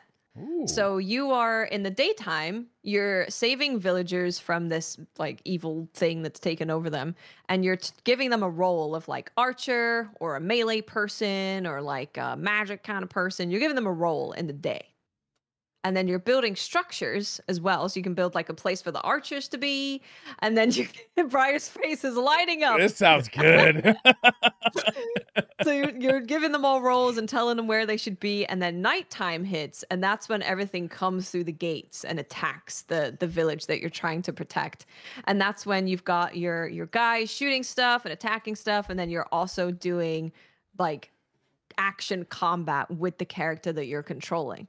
So in the nighttime, you can choose to change people's roles, the villagers' roles, and kind of move them around. But your daytime is really where you're doing most of the prep, and then nighttime, you are fighting yourself. And the idea is that you're getting a path for the goddess for her to dispel all of the corruption that's happening. So you're trying to get a path closer and closer and closer to the gate, and then she dispels the curse on the gate, and then you purify that, and then you go to the next place. So that's kind of like the gameplay idea of that game. I'm loving everything you just said about it. I have pre-ordered It's very the game. cool. When's it coming out? We don't have a release date, but it says 2024. And they looks just sick, announced it. too. It looks so good. It's so The pretty. art is very, very good. The animations are very good too. Like they've made it very like dance oriented. Like you're doing kind of a sword dance. Yeah, it's super cool. I love seeing unique games, and Capcom is doing some of these. Like they had Exo Primal come out, which was just like a fun shoot dinosaurs game, do your thing. Yeah. And then this is also like a very unique thing. They're taking risks with the success they've got, which I really, really appreciate. What a turnaround in like 10 years, right? It's like 10 years ago, Capcom was like needing to be rescued. Like things are so dire. And now they are like top of their game. They're releasing banger after banger. You know, they got a new Monster Hunter coming out. They got Dragon's Dogma 2 coming out next. Is that next month? No, that's in 2 weeks. They got, help me out, Kunitsugami? Kunitsugami, yep. Yep. This looks amazing. Like really stunning graphics on this one. Yeah, it's beautiful. And they're just like, we have RE Engine, which is apparently made by Wizards. I don't know how it does what it does. Yeah, it was but really everything's on there now. Great engine. That's in a rare, like a time where companies don't have their own engine anymore. Everybody's using Unity or Unreal, right? Yeah. Overall, yeah. But big, actually, on that topic, it was worth shouting out the Helldivers developers, Arrowhead, using an engine that was discontinued. Holy crap! That's talk about achievement. I heard about that. Yeah, they just stuck with it. And then Northlight engine from the Alan Wake developers, which is godly. There's a few out there though that you realize when you see them, like the Plague Tale devs, and I think it's Microsoft's Flight Plague Sim. Tale has their own engine always as well? that, the Asobo Studios. But anyway, oh my gosh, the work when it's nice to see other engines still because they do need the competition. Because, I'd be curious what No Rest for the Wicked run. I don't know, but I don't know what they're using actually. I would love to know. I might ask them. I'm curious. It's always fascinating, you know. Sometimes you're surprised.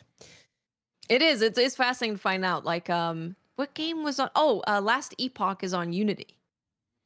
I was like, this game's on Unity? Wow. Okay. Yeah. Yeah, it's always cool. Well, that was part 1 of the Capcom showcase. And then part 2 was Dragon's Dogma 2. And we're like, okay, we're seeing some stuff about Dragon's Dogma. Cool. And then they announced that today, right now, you can download the character creator tool for Dragon's Dogma 2. Even if you haven't pre-ordered the game. You haven't pre-ordered the game, you don't have to buy it. It's just like you can mess around in their character creator. And this is an extensive character creator. Is it? Every time people have been doing this, I've been like, this needs to be the de facto standard. Let me set it up. So good. Not only is it a great way to just get people to go like create a character, maybe get invested, but secondly, it's like we don't want to wait and decide and do all this stuff. You always want to play the game and you're always like at odds. I feel like I am that I'm like, just screw it. Can I change this later? I don't know. Like, give us the time every time. Yeah, it should just be it should just be a de facto feature. I'm sure it is. It's so releasing, nice. But like I do take my time in character creator because I'm like, this is my forever character. I'm going to be in Dragon's Dogma for God knows how many hours. But I do get to that point, Fran, where I'm like, I've been here for an hour. I should just pick a tattoo. Just pick one, go. Maybe there's a tattoo artist somewhere. We can figure it out later. You'd think like we'd learn by now. And you know, there's got to be people on the dev team that do the exact same thing. And like, how do you get that into the pipeline of being like, this should just be the standard. I mean, it's extra work, but I think it would pay off in the end. And it is so good. Because especially as like Rise of Ronin comes out the same day, and I'm planning on maybe doing a double feature of like 12 hours of gaming. But now I can just jump into Dragon's Dogma and I can just play it. So I currently have 2.2 hours in character creation. My character is almost done. Close. Over 2 hours. But look at what you did because you had the time. That's the lesson. I had the time. We're very close. We're on tattoos and scars. So we're just going to do that. But there's more to the Dragon's Dogma character creator. Yeah, so is there a dick at the beginning of the show, there's a booby slider, a butt slider, a trips slider. Is that what these things are called? Those things? Schlonginator. Traps. Yeah, you can change that. You change your neck. You can change like your calf. You can change the little details on your skin. Like if you zoom in, you can even see like shaved armpit hair on the character. It's crazy. It's so detailed. It's ridiculous. That's awesome. But there's more. So at the beginning of the show, I said that you can also make your pawn. And Brian was like, what the hell? Is that porn? You can make porn in Dragon's Dogma? It's exactly what Brian said. And, so what a pawn is it's a AI NPC that you make that you take with you when you go on adventure. They can hold stuff for you. If they're an elf, they can translate the elfin language for you. They find side quests for you, and you can play between, like, just you can go solo if you want, but you can have up to 3 pawns. Oh, neat. So you make one of them, but the other ones you hire from your friends, from online. And the really cool thing is that Briar can make a pawn. I'm like, okay, I'll hire Briar's pawn. And Briar's been adventuring in like the swamps. And I decide to go to the swamps that day. And Briar's pawn will be like, oh, well, when I was with Briar and we were exploring in the swamps, there was a hut over here that had a guy that needed me to do a little quest for him. And he'll take us to the quest. We don't talk about what happened in the swamps. I don't want to know what Briar's doing in the swamp. I have no idea. That sounds really cool. Yeah, so it's really, really cool. So in the character creator, you make your character, and then you also make the pawn that you take with you and the other players can hire. Oh, okay. So you make one pawn and then you hire 2 more to quest with you? Yes. Oh, that's neat. Yeah. I like that. That's cool. It is cool. So I still have a pawn to make. Oh, I gotta set up a character, I guess. And you can just, if you go to like the Steam store, for example, if you just go to the Dragon's Dogma 2 Steam page, it has the download right there. It's also on PlayStation and Xbox, so you can download it there as well. Yeah. I'll play Make your characters ahead of time. We did get some. Pawn, do they like actually, because they like hold stuff and go with you, can they actually like engage in the action with you? Yeah, you pick their class, and you can like give them skills and fully build them out. And what kind of action are you talking about? Well, I was just picturing like in like every action movie, like in Deadpool, like there's a taxi driver shows up. He's like the sidekick, and like in Constantine, you got Shia LaBeouf showing up with Keanu Reeves, like that kind of stuff, and you need him to like slam in with the taxi and take down whoever's got you pinned down. Can your guy just show up, just help out? Yeah, they'll be there and they'll make call outs for stuff. And if they've got like knowledge from questing with someone else about the enemy that you're fighting, they can say like, oh, he was really weak to fire when I fought him before. That part of it's so interesting. I don't even understand how that works, but that's really cool.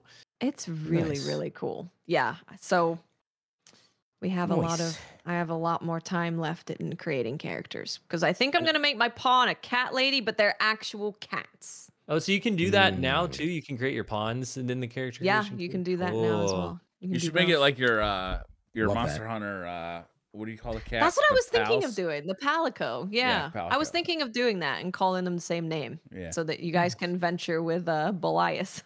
Your main character can be that race too, right? In this? Yeah.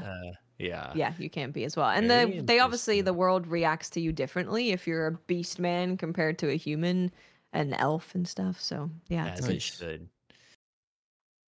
Yeah, it's good. Should we mention the Xbox announcements real fast? Yeah.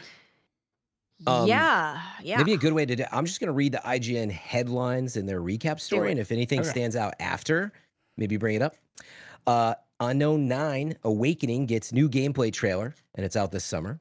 Sleight of Hand is the next game from famed creator Joshua Boggs. I was trying to see what he was famed from. 11-Bit Studios' upcoming sci-fi game, The Alters, gets a new gameplay trailer. So The Alters. Really cool. The Alters looks really cool. Creatures of Ava looks like a cozier version of Pal World. That's what they say.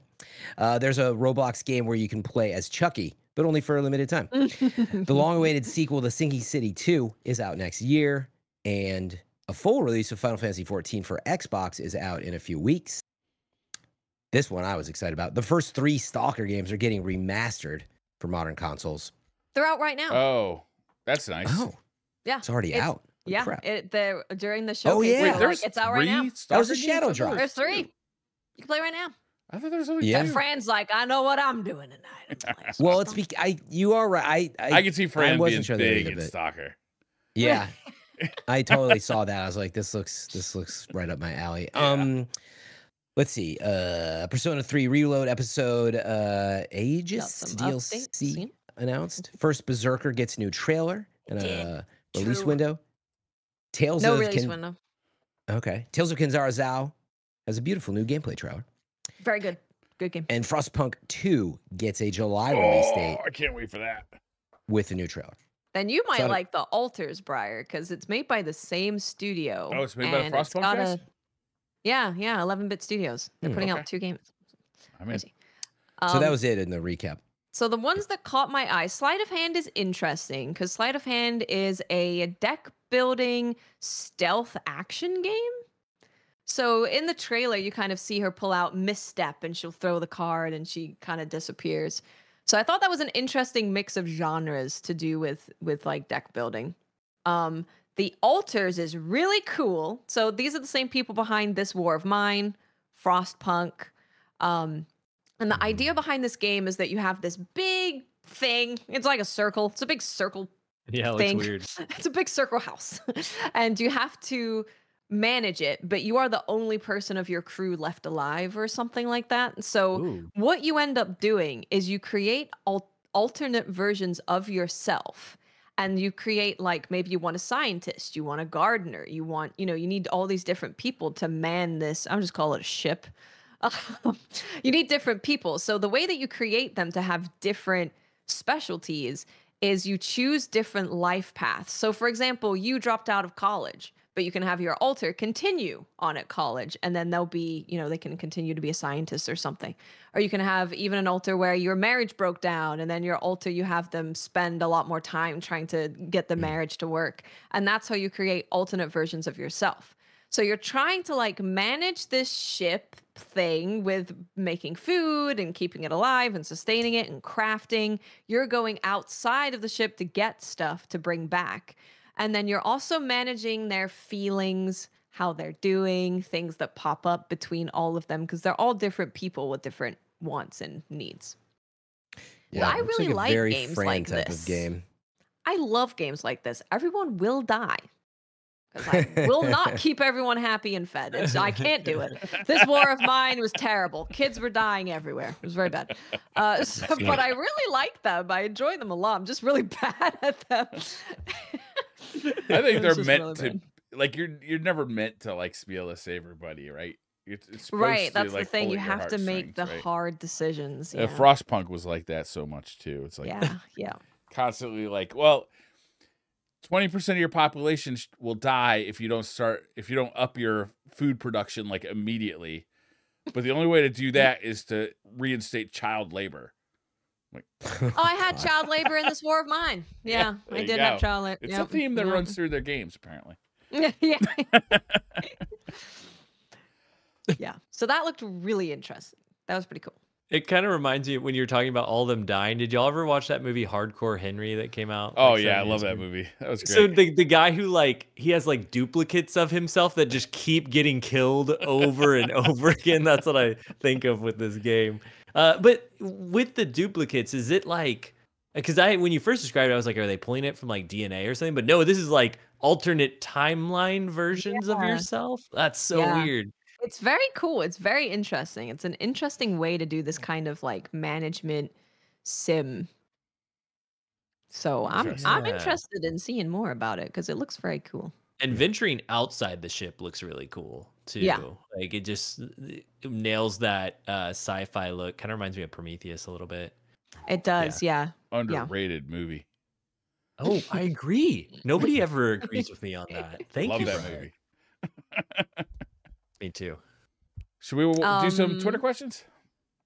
Yeah, the only other one from the Xbox that I was like excited to see more about was the first Berserker. It's a Souls-like, but it's very anime style. Like it's cel shaded kind of anime style. So I was happy to see more about that. We still don't have a release date though. So I was just like, yeah, game still sounds and looks good. Just show me when's it coming up. Oh yeah, it's kind of like Prince of Persia-ish, Metroidvania-ish. Is that right? Or am I looking at? Oh no, That's Tales of Tales of That's Kinzar, Tales of which is Kinzar. really good. Do they I was still like, have wait a their second. demo? Because I played the demo of that game. And that one, it is really good. And that's the one I've said visually, it kind of looks like, gives me Ori vibes visually.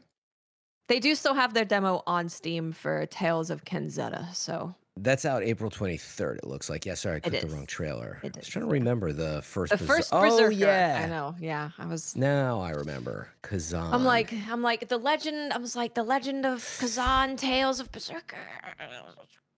Couldn't remember the name. Is this just the video, or was it just framey looking in the There premiere? is some framey stuff. Partway through the trailer, it's a little framey. Yeah, okay. It's the trailer. Interesting. Yeah. But yeah, this looks cool. I remember seeing it for the first time now. Mm-hmm. It looks cool. Yeah.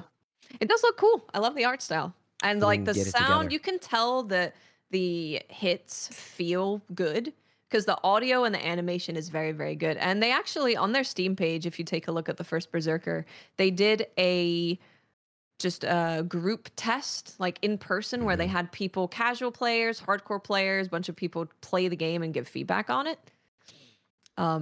So that was interesting to read through as well. But yeah, everyone said that the combat movement and actual combat gameplay felt great, and the actual hit feedback felt really good. Cool. So, good stuff. And those are important. All right. Good stuff. Twitter questions. Go make your characters in Dragon's Dogma. Go look up more about Dragon's Dogma. It's going to be the best thing ever. Go do it. If you want to know more about No Rest for the Wicked, you can check out my video because I played the game a lot. If you want to watch the video. Rest for the Wicked. Gator says, howdy DCP. Should Destiny 2 have more collabs like Overwatch did with Cowboy Bebop? Overwatch had a that collab came out today. Oh my god, yes. They announced it today. Cool Their animation for it is so good. Really? I got to check that out. Yeah, it's really good. I won't actually play any Overwatch, but I would like to at least just see what they did. It's very cool. Yeah, if you watch the animation, it's got the classic song on there. It's got all the characters in the classic Cowboy Bebop opening animation. It's very cool. Blizzard artists do a great job. I think crossovers are cool, but I know that there are so many people who get so upset whenever you start bringing in stuff that doesn't fit in the universe of the game that you're playing. Especially in a game as lore heavy as Destiny, and so many people so committed to it. Like I think it would be really fun. But yeah, some people are like, what is this doing in my, it's just turning into Fortnite, blah, blah, blah. But yeah, I was going to say, well, Fortnite makes a lot of money. I know. We would get more updates if we had that much money. Exactly. Lego, it doesn't make it okay. And how many times have I brought up these stupid sports animations in Destiny? I don't like it. Not that they don't play sports. It's just, I know what you're trying to do. Okay. And I want cooler Destiny 2 emotes. Anyway. Well, they do that. They do the N7 stuff. Yeah. Yeah. But it kind of fits that's in more the fitting. Destiny universe, though, you know? Kinda. Listen, friend, I just totally. want to smack people with the chair and send them flying across the room, okay? Is that like John Wick or something? Like, yeah, like that's not bad. But look at the two big things in the Guardian games are a putter thing. You're like putting in mini golf or something, and the other thing is a ballerina.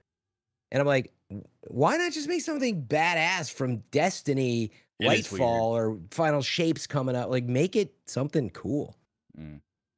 Anyway. Yeah, they could use some cooler stuff on that front, for sure. Yeah. Tired of all the sports.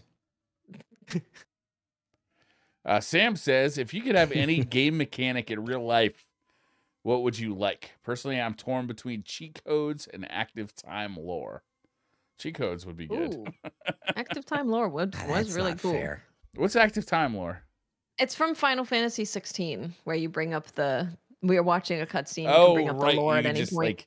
you pause it and like, who the fuck is this guy? I forgot. Yeah. Listen, for someone with ADHD, that would be so super helpful. It's a really good feature. They should put it in all the games. It's so good. Because you go to say you haven't visited, like, I don't know, this city for so long, and you go back and characters are talking. I'm like, who's this guy? I don't remember this guy. And you just bring it up and you're like, oh, right, that guy. Yeah, especially when they're doing all like the made up names with like too many like syllables and like you're like, or when I don't remember what that was. When it's like with Elden Ring and it's George R.R. Martin helping out and everyone's name begins with an M. Yeah. I want to be able to like slow time down to 1,000th of a second while I go through like menu choices around. Oh, that would like be what I helpful. need to do next. But like you everything move at around real me. Speed. No. Everything No, like in you other slow words, down like if I'm too? hungry, yeah. Like it slows everything slows because as I decide, like, let's say what I want to order for breakfast, or I'm like, hold on. You know, I don't want the hunger to continue. It all comes to like a halt while I decide. Yeah. It's pretty good. Pretty good. I would Someone like to be able asks to you, like, respawn. Like I would like if I die, I'd just like to like pop back up. I'm like, oh, Yeah. all right. What about, Try that what about again. fast That's travel? pretty good. It would be nice to Smart. not have the fear of dying at all, right? Yeah. Right. Like, Yeah. can Yeah. I give that to my loved ones? 'Cause I'm more afraid of them dying than me Also, dying. Yeah. I want unlimited continues, please. Yeah, you're really game. Yeah, you got the smart ones. My runner up was Morph Ball from Metroid because I was like, that's That'd be just fun. that's That'd be gonna be fun. handy. Yeah. Very Dogs handy. could play with you. You know, they could kick you around. Just Oh, at the that's so much airport. slobber, though. I know? say just do fast travel. You don't even have to go to the airport. At that Fast Fast travel travel would be would nice. be That'd be amazing. good. No, but you have to go to the airport first to unlock your You fast gotta travel. unlock the Oh, points. come on. That's true. Yeah. Oh, you I'm don't in just New get Game fast Plus. travel. Come on. No, you don't get fast travel by not going there. Doesn't work that way. But you can knock out like a bunch of them real quick. Have them all over the place. Yeah. I'm just saying, if you want a fast travel point to Rome, you got to go I there like first. the time stuff, Fran. I'm not gonna lie. Just because I want to be streaming for like 20 hours a day, Yeah. but I also like to go sleep for like 20 hours a day. You know, Yeah, so exactly. I like to do both. It's Like still both. like our, be but like, it gives "How'd us you time do to it?" decide too. You know, Yeah. I like it. Joe Commendatore. I'm gonna say Commendatore. Commendatore. I don't know. What if when we went through the portal into the Traveler, it was a Tore. skate park, and the future of Destiny was Cade's Pro Skimmer instead of Tony Hawk's Pro Skater? There you go. Also, Yes. return to SRL as Skimmer Racing League. Wow. Dude, they read my mind. They what I was never thinking. said there wouldn't be any HPS. skimmer racing. Yeah, That's right. right. That's true. Whole new Amanda chance. Holidays. But you'd have Skimmer, to do like some AI stuff for her. But she's dead. Pro Not the real Skimmer. person. They could bring her back. Oh yeah, just be AR. It's a good point. They could bring her back. Yeah, maybe if you go through the portal world, you know, everyone's alive there. So Yeah. I really hope that they in the live action like trailer stuff for Final Shape, or not even live action, but whatever they animate for like the trailers for the reveal of commercial release of Final Shape, I hope they add skimmers into it, because it would be awesome to see some cinematics with sparrows and skimmers, you know, now. that would be cool. Pretty cool. Yeah, it's part of the lore now, man. And they need to put guns on it at some point, please. See, and people didn't like the Lightfall story, but where would you be now? You want those skimmers? Didn't it come from Lightfall, I assume? Right? That's true. From Neomuna? You're right. Isn't that where they I came don't know. Yes. I don't know. They were surfing around. They are and I like think a that. skimmer. And everybody's like, "Brr, I want one." And they're like, fine. That's what You happened. got one. I think. I could be way off on this because, again, I am Yeah. not the lore master. Buko16 says, "Who's your favorite Teenage Mutant Ninja Turtle? If you prefer Donatello. a TMNT character over the Turtles, who? Wait, what? TMNT Yeah. is Turtles. What are you talking about?" They're Buko. saying if you don't want to choose from them, I guess you can choose from someone from the universe, like Splinter or something. Can I okay. choose the pizza? Donatello. Yeah, Donatello is clearly the best Ninja Turtle. Close second is Michelangelo. Raphael, if you're a bit emo, and Leonardo, if you're a cop. Wait. I am a big fan of Raphael. He uses the Psy as a weapon. I really Yeah. like Psy. They're cool. Yeah, he's way up in his feelings, though. I didn't know Briar had all these turtle rules. Okay. What's that list again? If you have one for Donatello's the each. best. I agreed with you, Okay. Fran. Michelangelo's a close second. Raphael is great if you're into, being a little bit into your feelings and a little bit I am in angry my all the feelings. time. I do cry. Destiny makes me get angry. And if you're a when I'm in narc, the crucible. then Leonardo's your man. Okay. So the only one was the second runner-up. Doesn't have a qualifier. That's what I was trying to Michelangelo's figure just cool, man. out. Michelangelo. Yeah. Got the nunchucks, party animal, great guy. He's There you definitely go. the See, guy I you knew want there's a at the party. qualifier. If you're a party animal, see, there it is. He's got all these rules, everybody. We're just finding out about him right now. Are there any other good TMNT characters? Like, well, I mean, Splinter's nice. It's nice of him to, he is a rat. Train them and you got April, of course. Yeah. April O'Neil. Yes, April O'Neil. Yeah, she looks good in that I suit. do like April. Bebop and Rocksteady. Yeah, they were cool. They were pretty good bad guys. I like them. Casey Jones. A lot of Jones. good choices. Casey Jones, I don't know. Kind of lame. No Krang fans? He's just a sports guy. Krang. Usagi Kudai. Chat's throwing out all the characters. I don't know who that guy Going is. deep. Yeah, We're getting into the deep TMNT lore that I can't follow you down that one. Charles B. Davis says, Helldivers 2 community got their first taste of drama and salt this week. Oh, really? Yes. I feel like drama and salt started right with the launch of that game. What do you think Arrowhead could learn from Bungie in the pursuit of a successful live service? Wait. Is there anything Bungie could learn from them? This is a loaded, biased question, I assume. Is the salt because they fought back against the idea of nerfs being, quote, bad or something? Is that what this is about? Like, what was their salt? What happened? So that was some of the drama was that there's nerfs and they're like, well, why are you nerfing it? It's a PvE game and high missions are already difficult and these things are the one thing allowing us to do it or something. Where?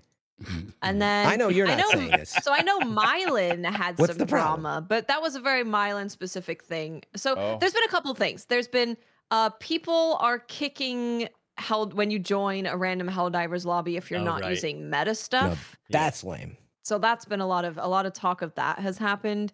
Mylan had some drama in that he was just telling people how the liberation of a planet works and they were calling him dumb. And he didn't like that. So that was Mylan's drama. Because his videos have been popping off on his second channel. Yeah. He's getting super famous. Huge. Yeah. Yeah, they've been on his second channel has been popping off. And as always, like, because it's a brand new channel, all of those people are new to Mylan. So they don't understand. You're dealing with people who aren't in your circle, and that is always can bring some salty gamers. Yep. Yeah. I assume it's about the nerfs. I mean, they didn't give context for what people were salty about. Definitely the kicking people from games because you don't like what they have. Hashtag Gallahorn and all this stuff. Kid, grow up. But I don't think it's about that at all. Yeah, it's probably the nerfs. It's probably the nerf stuff, which is why I was curious. Because, like, I've been playing tons. I've played 70 hours of Helldivers 2. And I thought it was cool. Yeah, I think it's worth just noting in a world where we talk about nerfs and buffs all the time. The guy, Patrick Lasota, who's the head of product testing, I love that came out and said, the idea that don't nerf, only buff. As a designer, Patrick says, I can tell you this is not a great idea. But I understand where the sentiment comes from. All too often in the games industry, the core fantasy and what makes a weapon feel good and fun is ignored for the sake of balance. I believe players are scared of nerfs because it will ruin the fantasy of a weapon, ruin their fun. It's extra important to us to tread carefully so that we don't ruin fantasy and fun when we do nerfs. We hope you, the players, will tell us when we cross that line. But the point is he kind of called out, like, you're afraid of this and we need to stop being afraid. I can't praise that enough. And glad. I mean, Arrowhead Studios is in a position where they can do no wrong. Like if you were Blizzard in the position it's in, and that's the problem is they cave into the community. But I was just so happy to see them fighting against that culture. So, and it's fine, by the way. Like I played the game. I mean, I saw Gathalion talking a lot about this around Helldivers too. He's like, dude, just use what's fun. And other than getting kicked from game stuff, which is super lame, like it's so cool to live your fantasy, play what you want. Shake your fantasy. Shake your fantasy, indeed. People could use that in every game. Especially stuff like Destiny that they've been playing for 10 years. Like sometimes just let go and just use what's fun. It's harder in games where the meta is kind of ingrained, but I've been using the Guardian game scout stuff with Cascade Point and PvE, and there's no reason to do that. It's not optimal, but it's fun to whip out something that's way more RPM than it should be. Yeah, as long as you don't lose the round completely, it's okay to have fun Yeah. however you want in a video game. Shocker, I know. Blazik18 says, do any of you have a favorite utensil? When you open the drawer to grab a spoon, fork, or knife, which one do you automatically go to? Spoon. I wanted to say spork, but I wanted to take this seriously, so it's usually the spoon. I don't like Spoons sporks, are great. honestly. Yeah, I don't. Like, I have those long camping sporks, and they're just you can't really you can't really scrape the bottom good. It's I don't know. Just bring chopsticks with, you know. Chopsticks might be my favorite utensil, actually. Like if the option for chopsticks is available, it's definitely the most fun utensil in my opinion. But what are you gonna do with like a bowl of cereal with some milk? You know what I mean? A little trickier. Hold that bowl up and just start. Yeah, but you can't get both at once. But I'm thinking, like, dude, you can cut a sandwich with a spoon if you want. I'm eating Brussels sprouts with a spoon. I'm eating pasta with a spoon. Soup, cereal, spread peanut butter. What can't you do really with a spoon? I'm sure really it's the most versatile. Yeah, most versatile. Sure, there's a few things that are a little. I mean, obviously, do you like the big spoon or the little spoon? I like a medium-sized spoon. Yeah, not a serving spoon, but a medium. Not a teaspoon, a tablespoon. Yeah, a tablespoon, not a teaspoon. So to speak. Yeah, I like the teaspoon. Yeah. Really? I don't see. You can't get a good scoop of like soup with that. What good is it? Yeah, maybe you get a soup spoon just for soup. I think we all like the spoon, is what we're saying. Spoons are good. Down with the spork. Chopsticks are incredible, though. Yeah, chopsticks are really great. Yep. Endgame Express says, "Hey DCP crew, a couple of quick fire questions. Ooh. First game that you got excited about gaming. Got you excited about gaming. Got me excited? Yeah. Oh dang. Excited is a strong emotion. I don't even remember because I was in my diapers. Yeah, like the first game I played got me excited about gaming. First one you remember. Like really what first you like that got me. Empire Strikes Back for the Atari. Huh. All right. My uncle had it. I remember going over there to visit my uncle, who was a major prick, but he had that and I got to play it there, and I was like, "Oh my god, it's just like the movie."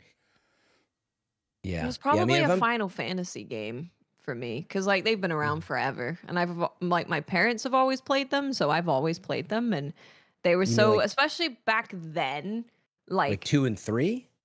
Well, they did play all of those, but I've played from 6 onwards. And like back then, you didn't really have games that allowed you to kind of live in the world. So being like a kid and being able to take the train to the next city and like do a bunch of stuff there, it was just really freeing. So yeah, I think Final Fantasy 8 was the one that got me really, really excited. Yeah. Triad, baby. Yeah, if I'm being really picky about it, like Mario, just by far, I just remember being like, holy crap, you know. But my grandpa had an old Panasonic. It was a keyboard that attached a tape cassette. You loaded games that way. It would load the code, but it was a game called Demon Dodge. It was just like a little like scroll. And I was so young that I remember it, but I remember just like as what it is, a video game. I was like, holy crap, that was crack. The first Zelda 2 was just like mind blowing for me. That was so good. Yeah. A recent game that I'm sorry. Go ahead. Oh, it's okay. I was gonna say Super Mario RPG was one that I remember like just being like, oh, this is amazing. I haven't yet, no, but I love that game. And then, but it's like tied with Pokemon Yellow when that came, like before it came out, my dad somehow downloaded like a Japanese version of it. I played the entire way through without before it was released in America. I played the entire way through. Yeah, without knowing any idea what anything said, and I just loved it. So yeah. A recent game that pleasantly surprised you. Probably Helldivers, actually. Because definitely, I didn't expect much from Helldivers. I kind of expected it to play with some buds for like maybe a couple days, and I'd be like, okay, cool, I've had my fill. But yeah, that game they've done really well, and I love what they're doing with their storytelling with the world, where they can just control everything. I think that's really cool. Yeah, it's a good call. It's easy to say now, where it's like, holy crap. the game's so impressive. But people kept asking me about it in the same way. I was like, yeah, it seems cool. But I didn't play the first one. But now that I go back and look at it, I'm like, oh, this is very much my type of game, which I'm now finding out. So, the new Prince of Persia game, I already forgot the subtitle. The game is Lost Crown, or Circle of Fate, something like that. I forgot about our circle. Oh yeah, the circular crown. Yeah, that was it. You know what? Also, I have a second one, Grand Blue Fantasy Relink, because a lot of people have been very excited for that game. But I was like, maybe if it lines up, it'll work. But I was not expecting most of my playtime to be basically a Monster Hunter type of game. So, yeah, that was a big surprise. Game you are looking forward to? I have about Well, now still Wakes the Deep. Yeah. Yeah. I am looking forward to that. That Star Wars game that's coming up at the end of the year. Yeah. What is that? Don't know when Outlaws. it's coming out. Doesn't have a release date yet. Oh yeah. I assume it will be later in the year if it doesn't have a release date yet. It's hard now that Shadow of the Erd Tree is out there, not to just be like, well, that's the most crazy exciting thing out there for me. Yeah, I don't think anything can come close to that level of excitement. As much as GTA 6 is on the horizon, and I'm sure there's something else. I'll give you a quick rundown of my top excitement games because they're all very up there. So we've got Dragon's Dogma on March 22nd and Rise of the Ronin, both very excited for those. And then after that, we have No Rest for the Wicked on April 18th. And then we have Stellar Blade on April 26th or 28th. Really excited for that. Then we have Shadow of the Erd Tree, incredible, very excited. And then Black Myth Wukong is in August. So those are like super. They could all be like my favorite game of the year. They all have the chance to be that. So we'll see. We'll see what ends up happening. Yeah, actually, I was going to say announced if we didn't even talk about it, but man, May 16th, a PC version of Ghost of Tsushima. Right. Yeah. Actually, you can do that now. Yes. Suddenly got me excited because, of course, like Legends will be a part of that. I don't know if it probably wouldn't have cross progression, but man, what if it did? Just to boot it up. And because I don't know that I want to regrind it all, but the fact that there will be a new active player base in Ghost of Tsushima Legends, if you haven't played it, I'm begging you all, play just that alone. You don't need to play the main game first. Because everybody does that, right? They're like, well, I better beat the main game first. No, just hop straight in. The main game is good, but Legends is because you should do both, but I worry that people think you have to, and secondly, then they're like, you know what? It took me so long, I don't have time. I'm like, no, it's so good. Legends is really good. I'm like kind of tempted to do another playthrough on PC because playing it at like 100 and whatever frames, and it looked incredible on PS4. So I can't even imagine what it's gonna look like on a PC. I played a bit of it on PS5 because like it was like one of those free upgrade games. Yeah, it looked great on PS5. Sparty4 says, here's a dumb question. How hard is it to let all sorts of people be represented in video games? And yes, this is about sweet baby silliness. All right. But the question is, how hard is it? Yeah. How hard is it to have everyone be involved, represented? I bet it's actually pretty hard. Because you have so much that needs to be represented. There is, yeah. Yeah, and like you have to have people making the games to represent those people like with a fair and like kind of honest way. Otherwise it kind of sucks. Like you can't just have white men like pretending to represent everybody. It's not going to work out. Yeah. Well, you'll get what we've had for the last 40 years. Well, but it's combating against that, obviously, is that so it is hard. The point is there's plenty of good opportunities to do it, and just keeping that in mind, and like you see the results of that. Yeah, it's definitely something worth striving for. Yeah, because why can't there be video games for everybody? Yeah, representation is not difficult on the surface, meaning there's so much you could choose to represent. Yes. And in other words, right, a lot of games just lack types of representation. I mean, it doesn't matter. There's so many options is the point. But sure, you can't, it's hard to do everything. But the point is if you start showing progression there, and all games do, that's what folks are looking for. And by the way, the Sweet Baby, I forget the name of. Sweet Baby Inc. This was like they a are mini a Gamergate thing. consulting firm. They're a consulting firm that consults on like story stuff. Exactly. And it was debunked because all these conspiracy theorists and not like it turned into this. They are forcing people to write in diversity and equity and inclusion. And it's like, no, you're making that up. We just like consult on story, but some people come to us and ask us for help with that as well. Right. So like if you are a game company and you're like, well, we want to have this character from this region or something, right? You can go and get a consultant who knows about that region so that you can have it be like historically correct, culturally correct. Yeah. It's a smart thing to do because so you don't do the old trying to be like inclusive, but you put your foot in your mouth and do a big you put your foot in your mouth and now you're racist calling stereotype by accident or something. Yeah. How did all this even come up? Like, how did? Because people are saying that games are bad because games these days are bad because of all the woke stuff. Yeah, it's racist. And I'm like, first of all, what are you playing? This is like the best 2 years of video games we've like ever had. I don't know what you're playing. I guess what I mean is like, how did it get pinpointed on this one company that just does, you know, what you were saying? Like, this is like, a group of people so weird. That have been kind of pointing their fucking shitty gaze at people since Gamergate, right? It's like they just move from one fucking shitty cause to another. They're not even worth interacting with, and in a perfect world we could just ignore them.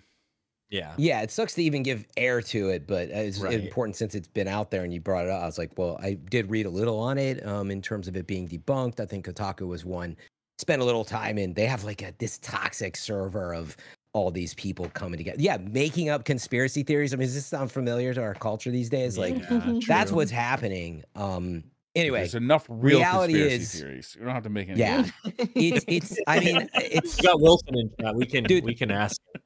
Yeah, we could put Wilson in the call. We'll do a special DCP episode on conspiracy theories. The man's banned from NASA Twitter. He got blocked by NASA Twitter. Really?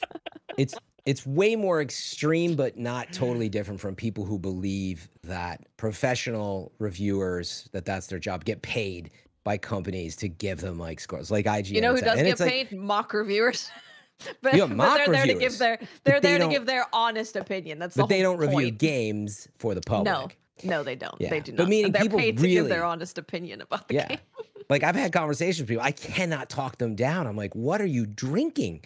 The kind of cool it is that you believe there's some shadowy figure that's like somehow taken over all the upper GameSpot and IGN to pay them off. And like, I get big corpa, but it doesn't work that way. And certainly when it comes to diversity in games and culture, that's not what this company does. They write stories and help with stories. So anyway, I'm just over here trying to get me a booby slider so I can slide through this. I know. We want our Schwanstuker slider, right, Briar?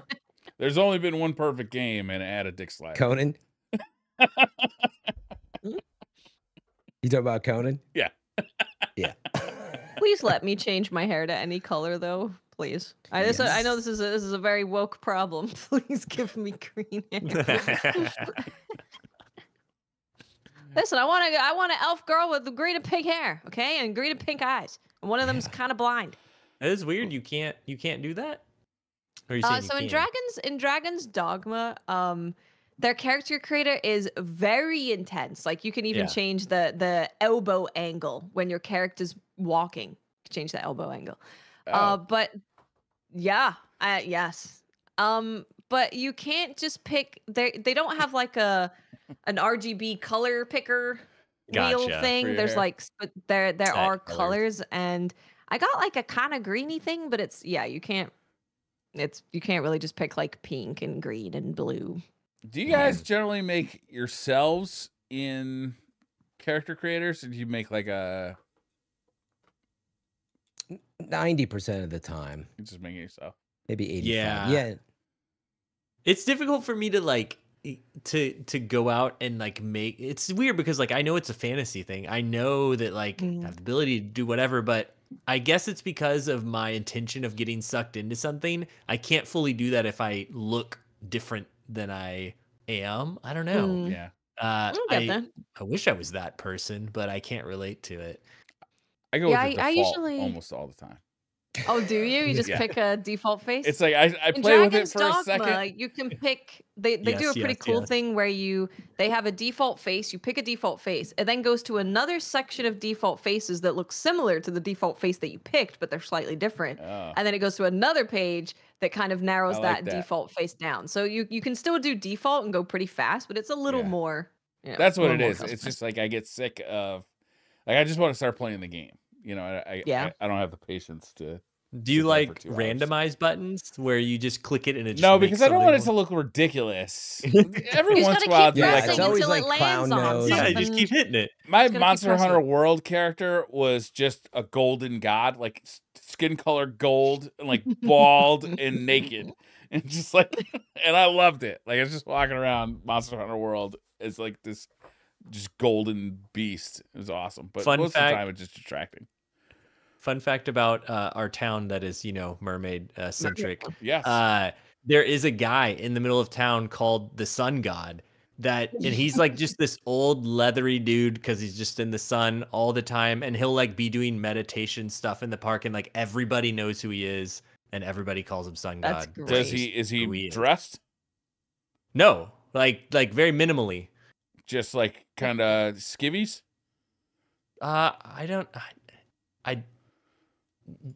I think usually pants, but nothing else. No shirt. No shoes, no service. Beard? Minimal to not get arrested. Oh, yeah. Big beard. Yeah. Big beard. Nice. Yeah, obviously. Naturally. Brian, do you think that saying started in the United States?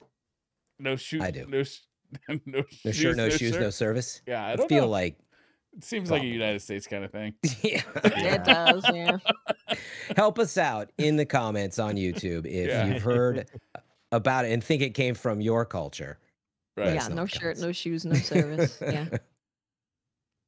For my character creator, I normally start with like vaguely me, but then I'm really bad at changing like jaw structure and all that stuff. When I start messing with it, it gets really bad and weird.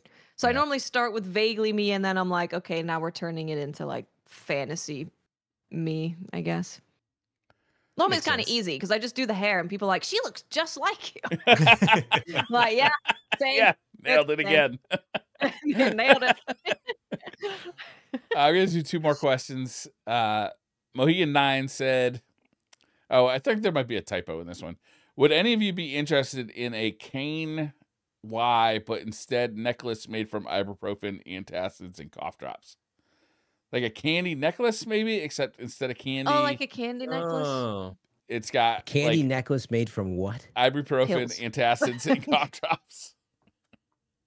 It would, sometimes I do forget to bring migraine pills with me, so having it around my neck would be helpful. Exactly. And if your cough drops would be the hard part of that one. Yeah, that would be really helpful. That'd be very But sticky. they'd be sticky. I think that's your big problem. But a candy the necklace, wrapper I on think, them. would be sticky. Maybe they'd still be in the wrapper for style. Okay. And Yeah. then You just unwrap them. Yeah, they It's got gonna be sleeves. loud on the podcast. Yeah. Every time you move, you're You gonna wrap could that. definitely do it with Tums, though. That's a good idea for an adult. Just Tums, Tums. like candy Yeah. Tums, a Tums necklace for like adulting. I have man, that chili hit started hard. to carry a purse for just such an opportunity. This is actually like within the last week. What kind of purse, bro? Wow, yeah, I would need to know more. You describe it. It's a black Do tell. purse. My mother gave it to me. She wasn't using it anymore. Was it your mother's hand-me-downs? Yeah, it's my mother's hand-me-down purse. I was saying because I've been driving my wife to work lately because they got this whole new parking situation. It's actually been nice to like spend the extra time with her, but we've been switching cars all the time. So it's like sunglasses and like all your keys and all the stuff that you usually just keep in your car. I haven't been able to do that with, so I've been looking for a solution. And I said, how about a purse? I could be one of the purse guys. So I started carrying a purse, and it's been magical. I always have my shit on me. Great. I don't have my pockets all full of shit. I can keep my phone in my purse. I can keep my ear pods in my purse, my sunglasses, my keys. my wallet, everything is in my purse now. my pants are like, I don't even need to wear a belt anymore. They just stay up on their own. I just gotta not forget my purse everywhere. This is really great seeing Briar discover purses. Purses are great. I gotta know though, have you considered a fanny pack? I used to wear a fanny pack, but they're in fashion. Like, they're still, people fine with fanny packs. I think my problem with the fanny pack is it's just like kind of like in my way. It's like kind of like I don't know, like right there. That's the funny. purse I just put down somewhere, Yeah. It reminded me that Seinfeld, you can call it a European carry-all. Like Jerry basically gets a purse. Because his girlfriend keeps wanting him to put like keys in his pockets and it's like all bulky. Because first he gets rid of his wallet. He's like, this is great. But then like his girlfriend's made him carry all of her stuff because she doesn't want to put it in a purse. Yeah. So he's like, it's a European carry-all.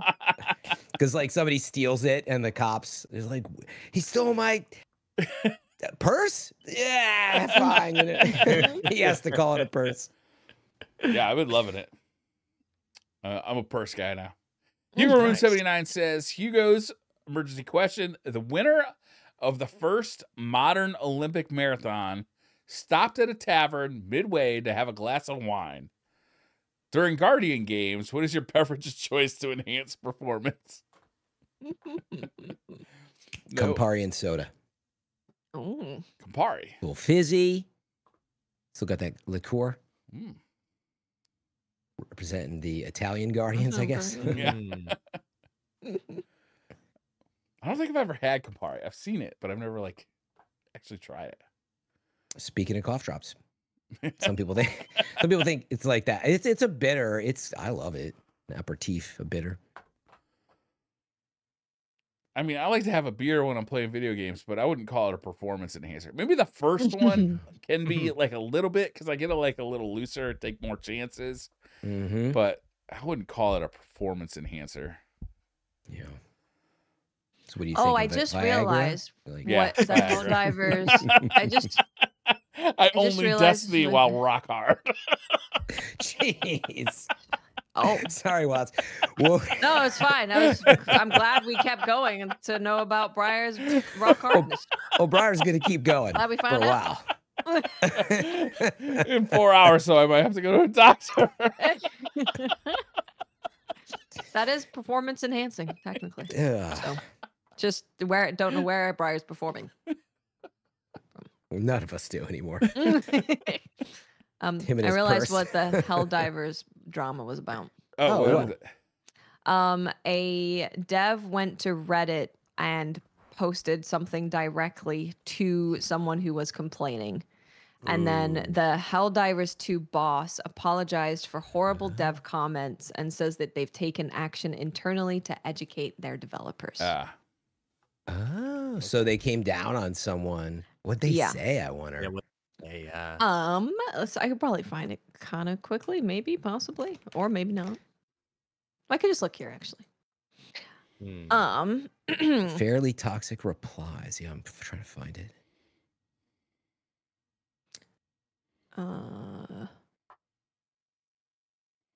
Gaslighting and demeaning. Okay, here is the Reddit post. I think I have found this. Okay, so this person said, so this was in their Discord. So they said, and I'm out of here. Get good. Play easiest if you want to win. Send in a ticket and complain, and HR might have a meeting with me. Told him to literally get good. That was in the comment. That's awesome. I kind of like that. I think there's a thing that you could do as a development studio where you speak very candidly to the audience, but you have to do it right from the beginning, and you have to just have that be your culture and not let it cross the line into just being toxicity. So I think you could have a relationship where you do just say, bro, you just need to get good. Okay, I'm sorry. You just need to get good. And that would be okay, and people would laugh about it, and it would be fun. But you have to commit to that. And you can't, when it crosses the line into toxicity, you have to kind of be like, hey, no, we're doing this in good fun. We're not doing it in that way. Yeah, and And because it is so hard to do and dangerous, that's why you have like a community team and a marketing team. And usually they're like, that's why it just has to go through us. So sure, it sounds fine. And sometimes it is fine, but other times this happens. And that's why just let us handle it. I think that is the difference, is what Fran said. Like when you have a community manager, like if Dylan would have back in the day, like if someone was complaining about something, you know, a PvP like pro player, and DMG got on, was just like, get good, you know, like everyone would be like, he's like, you know, messing with us. But if a dev like who is making those changes on the game comes in and says that, it does feel a little different. Yeah. All right. Should we wrap this one up? Let's do it. Yeah. All right, guys. Have a wonderful week. We'll be back next week with more Destiny and other gaming news. Thank you all for watching, listening, or subscribing, however you're catching this podcast. We'll see you next week. Bye. Bye. Bye. Goodbye.